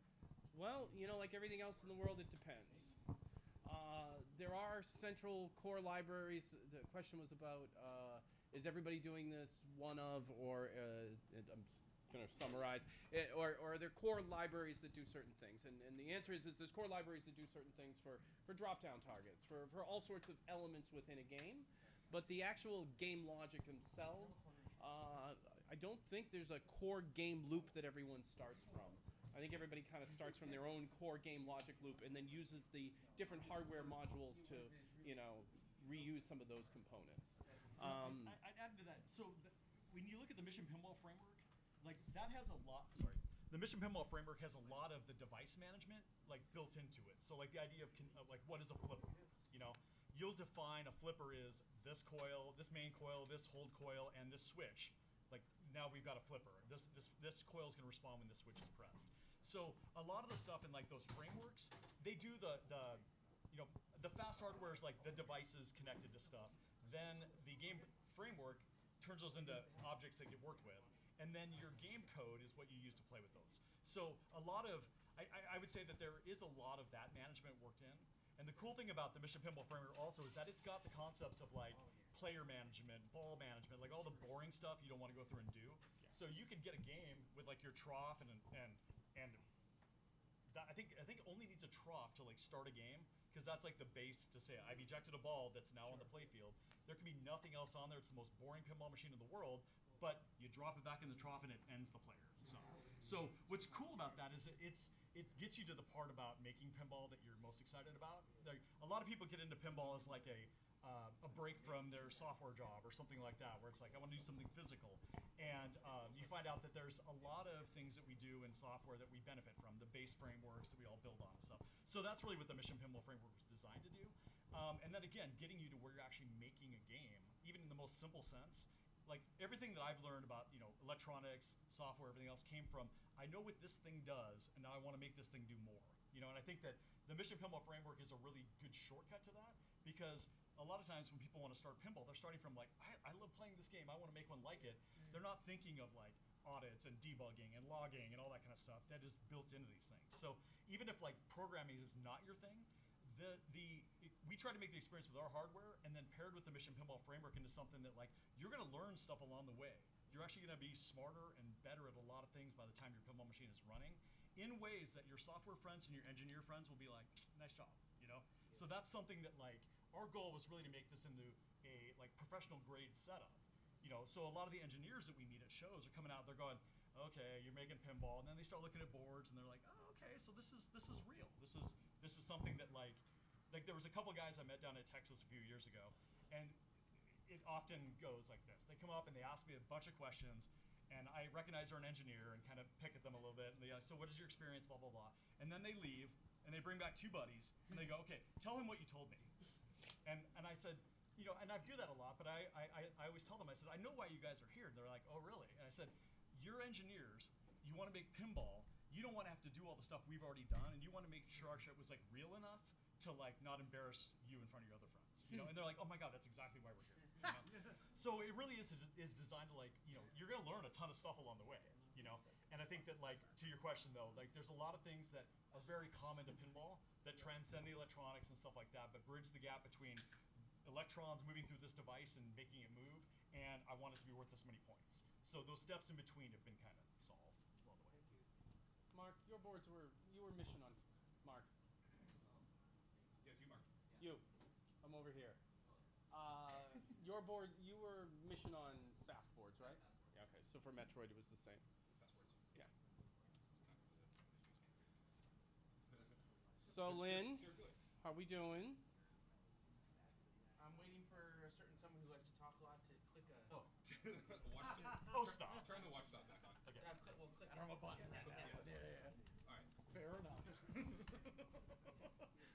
I honestly think. That window a little bit more on. To the right. Oh. I'll gap. No, fill for he's you, Dylan. Oh, this is awesome. Okay, hold on. Okay, do you need a gap fill for you? If you're Hold on, thinking about getting into this, we're fixing this experience. Have any skills in like a 3D CAD design?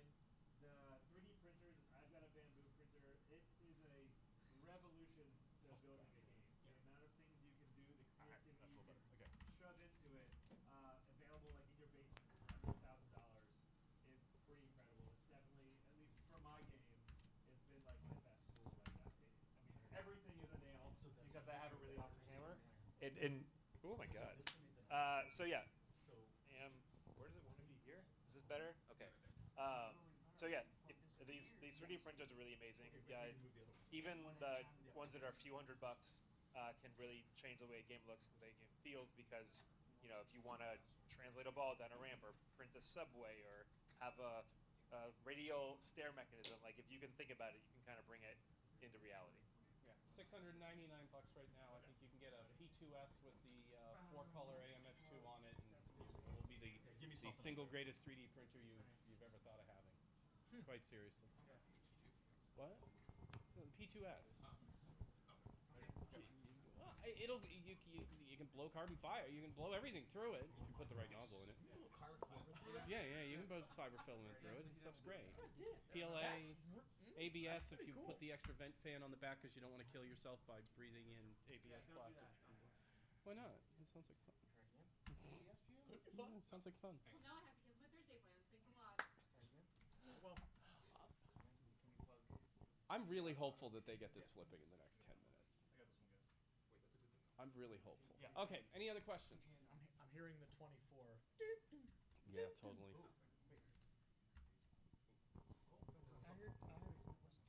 So, Ryan, when are you putting in a Hyperloop? So that's a great question. So, what's next? You can start, Sandy. So next year I hope to have the baseball cards fully working. I hope to have a full sound package. I hope to have a topper that does things. That's a teaser. It's gonna be really cool. Now, how are you building the topper? Is that going to be 3D printed or? No, what are you I'm gonna hopefully just do it out of wood for the most part. It's gonna be large, so it's not really feasible for. I mean, you could 3D print it, but just get some. Maybe. I figured it was going to be a giant plastic seat. No, That's so smart. the pipe dream is to actually get a stadium seat and attach it to the legs so you can sit down while you're playing, but that seems a little ridiculous for, I mean, the amount of space. And then every year I'm going to come out and I got to flame polish the thing. I have a Come skee on. ball machine in my house. The space is cheap. It's fine. It's true. Julian goes to really weird auctions. Okay, so I go to really weird auctions. That is a true statement. So yeah, that's kind of the plan. Sound, baseball cards, topper. Yeah. Really true. Yeah. No Hyperloop.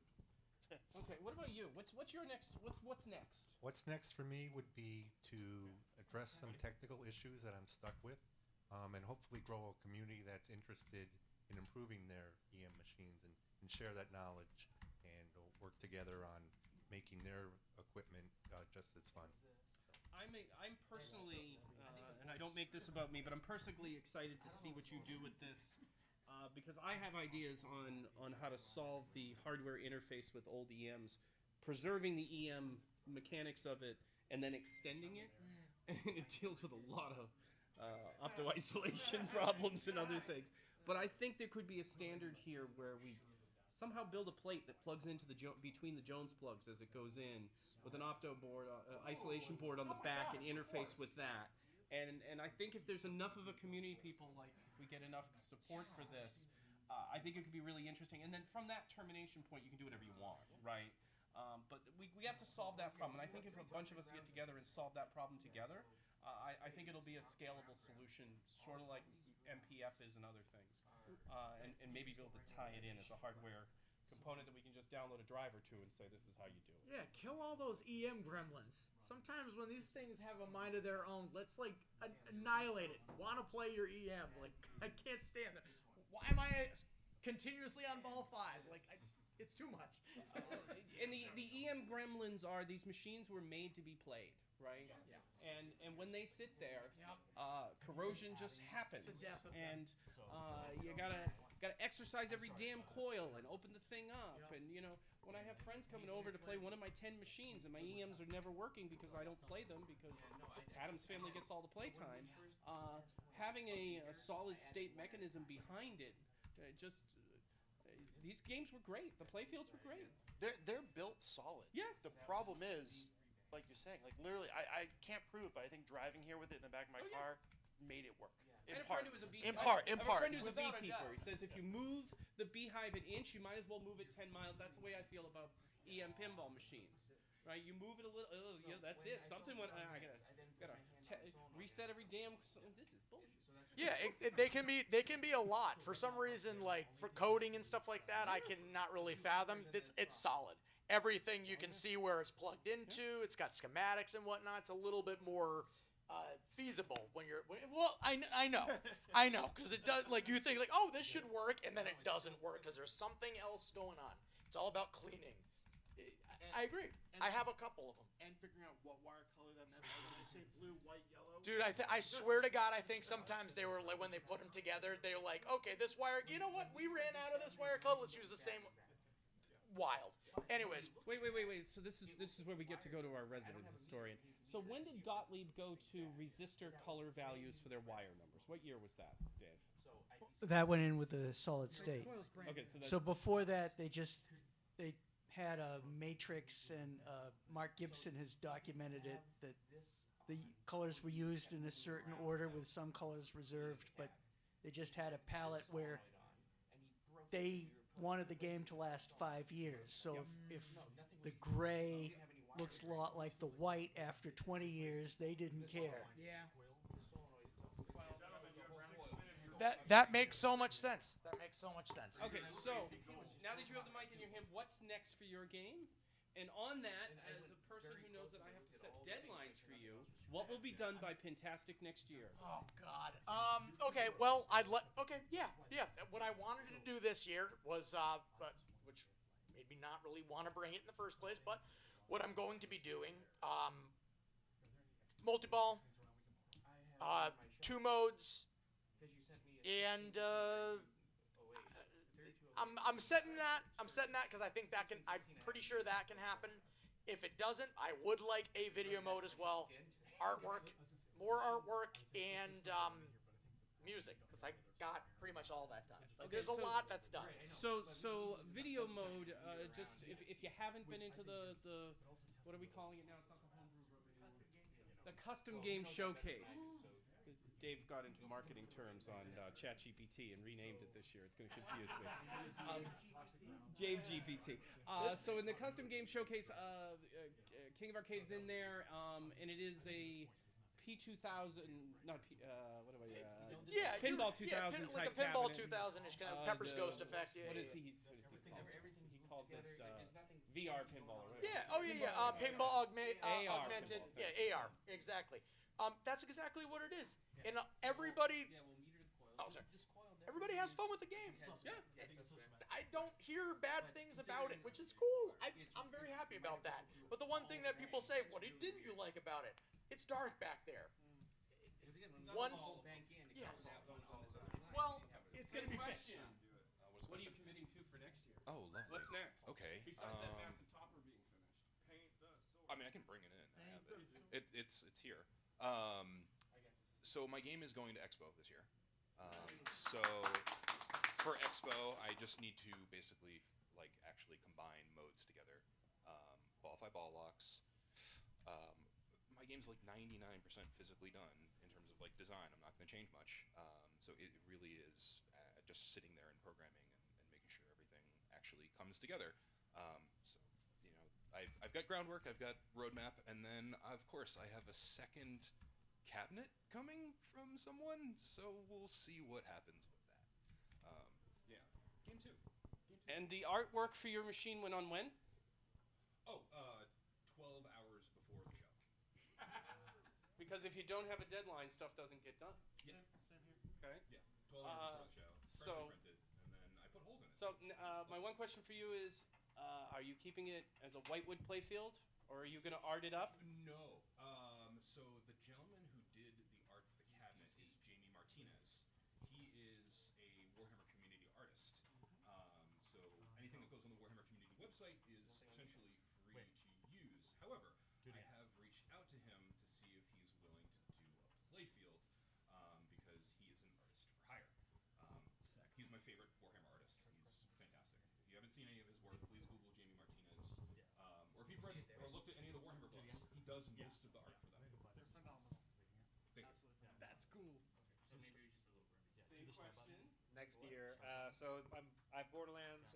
It's hasn't changed much mechanically since last year. It's changed a little bit software-wise. I think someone was talking about you have to find time. It's hard to find time. I was driving home from work 3 weeks ago. I was like, oh, that show's in 3 weeks. I should probably work on the game. Pulled up my code base and it said last check-in 11 months ago. So life gets busy. There's a deadline. I'm like, I can't show up with the exact same thing. We have to do something. So there's 2 new modes in the game software-wise.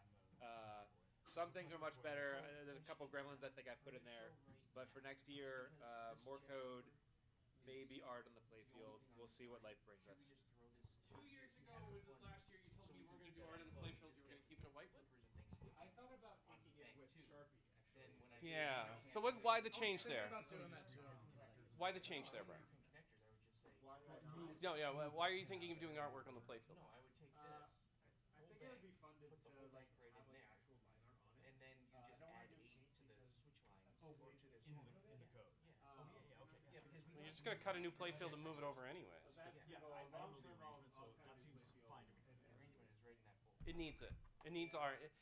If you haven't been into the custom game room showcase, perfect. I am trainable, Dave. You got to look at Borderlands. 3 linear actuators under the playfield. Take it, make it level pitch with a nifty little altimeter sensor unit that's the size of a cell phone. It's fantastic. But the 3D prints in that machine are amazing, and they look strange sitting there against blank white wood. And when you stand up against a professionally made Beetlejuice, which we need to buy one. We need to buy one. Like, it's a really good game. I look at Borderlands and I go, this could be just as beautiful. And it's the same thing with yours, because you had said the same thing about, no, I think I'm just going to keep it, because you were the one who always said, I just want to, both of you were going to keep it Whitewoods. And I just wanted to follow the trend. For Sonic, you always said you were going to keep it with just line art. No, I No? said Maybe that was day only you. one, Sonic's art was always a prototype. So Okay. Sonic, when they were making the game, they prototyped the art with the same cartoony line art. So I said, why not prototype the art as well? I've actually recently, within the last 2 months, been in contact with my artist, and we are instituting. Excellent. Excellent. If you're going to Midwest Gaming Classic or Pinball at the zoo in Kalamazoo, Michigan, Sonic will be there, and it has a new ramp, and Tails has 2 spinners now. Ooh. All right, we are at 4 o'clock. The good news is this is the only session of the day that's allowed to go over, because I'm the only person who yells about sessions going over. So, how are you? I'm fine. Why? No, I love you, Aaron. I His really. arm has been up for 34 minutes. He's very jacked on How, that. how close are we? It's time to yank the slingshot wires and put them into the flippers, guys. Ask him. All right, Lynn, where are we at? I think we have something possibly. Okay, so Okay, something's. So here's what's going on. So we've been able to make sure that we can talk to the hardware. We get all the switch responses that we expect. The 48 volts is being turned on and off like we want. What I'm doing right now that is causing us to dig a little deeper is when I disable the watchdog, nothing should happen until you trigger something to fire. When you're testing your wiring out, you'll disable the watchdog at a real small amount of time, so it almost instantly expires. That's just long enough for if something is running 48 volts through a coil, it's long enough for it to go like, dud. Just a little gentle pulse. Aaron, if I'm an idiot, what's a watchdog? Oh, good call. So watchdog is like basically what, like if your game code is not constantly talking to our fast hardware, it disables the 48 volts. So your game loops, so like the Mission Pinball Framework or whatever it is, or your own game code is constantly sending watchdog commands, constantly renewing.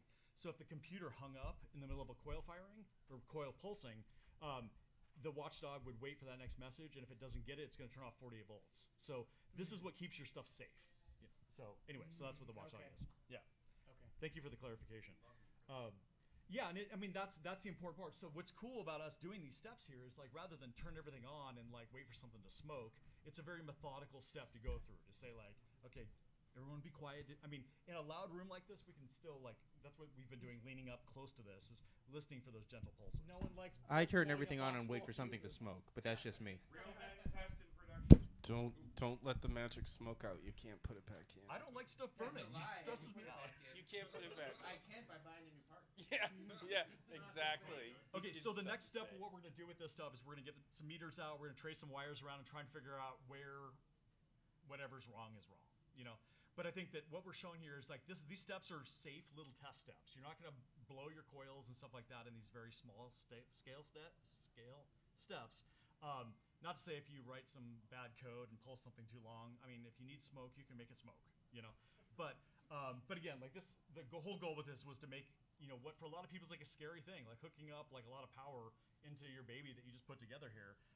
Having these safe little steps work with just like makes it easier, makes it feel better. So for what we're gonna do from now is like we're gonna drag this back into a big loud showroom over there and start tracing wires and figure out where everything's going and stuff. So if you haven't gathered already, my favorite thing to do is try and get a game running for the first time in front of a whole bunch of people at a pinball show. Yeah. But honestly, like this was very productive. Like we know exactly what we need to go and work on, and I'm really pretty sure that like we can get this thing running before the show's over this weekend. So Yep. No. so we'll get there. I actually honestly believed we were going to get this done in 45 minutes. We did. You heard things fire. We got Yeah, those things we heard fire, things so- firing. But again, like come and hang out. Like sometimes people get a little like standoffish if we're here milling around. Like I think any of us would tell you like, hey, give us a minute if you're asking too many questions at a critical point. But all of us got into this stuff by standing around other people working on projects and learning together. So please come and hang out. Come and watch what we're doing. If you see us like thinking something should work and a wire straight up hanging out, like don't feel like you can point it out. You know, and if you're wrong, we'll kindly say, oh, that doesn't matter right now. But come and hang out with us. All right, so this is my favorite part. Show of hands, who's thinking of making a homebrew pinball machine? Yeah, All right, this is wonderful. Now, of the people who are showing hands, how many of you are now considering not to make a homebrew pinball machine? Fair question. Okay, so we have some commitments for next year, right? We've got you're gonna have art on your play field. You're gonna have art on your play field. You're actually gonna spend more than 40 hours working on it. You are gonna have a chair to sit in, which is gonna be wonderful. I already found one for $750. Here we go. What did I get you to commit to for next year? What was it? I don't remember. Someone make something up real quick. Okay. Do you have a theme in mind for yours? No? That's why I haven't built one yet either. I have to find the theme that. involved in the There you go. Yeah, Yes. no, That's a good goal. And so there's a couple more commitments we need to get here. The hands again. It was you. It was you. Do you have a theme? What is it? Star Fox. From a barrel roll. 1 year. You're in Illinois? Don't worry, I'll hound him. Okay. All right. Okay, the good. accountability So is you so can good. Once you can people make know that you wanna happen. do it, I do want to say that I do want to say that I was in the crowd last year and was asked this question.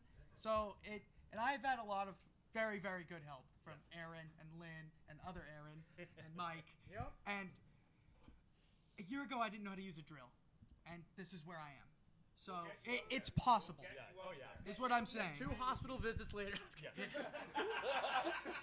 It's possible. And is now what I'm saying. I have a hole through my hands. You know? Do you have a theme?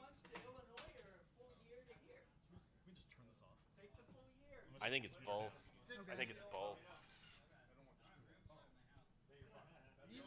Okay, here's the thing. It doesn't need to be. Lynn, what did I tell you? It doesn't need to be in a cabinet. Because I wanted Pumpkin King here. It doesn't need to be in a cabinet.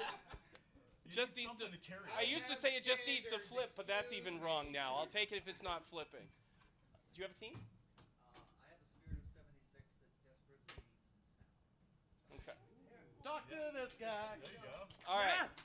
Now, there's one person I'm leaving out. You'll get back to you in a minute. My sister-in-law is right there, who lived with my wife and I for a year and a half before you and Mike bought the house and moved in together, and loves pinball now. Has been talking about this hacker's pinball machine for 5 flipping years. She already has an artist lined up. You know, somebody who's already done other pinball machines wants to do her art for her. That's awesome. And I've been saying, you know, you just go out and buy a goddamn P3 and just do the module, right? Right? But 12.5. So, you gotta wait a year for a P3. So, who can convince her that it's not hard to build a machine? Oh, it's hard. It's hard. Well, she knows that. But it's worth it. She knows It she's is not going to worth get it. any support from her sister-in-law. It is worth it. So, because if I had time to do this, I would have mine done already. So a shout out to Ernie. He's also big in this community. Yes. He's down in Georgia. He runs Trident Pinball. Ernie who? Ernie Silverberg, Silverberg. runs Trident Pinball. And if you go check that out, you can actually get a complete lower third playfield with all of the hardware that you can bolt on.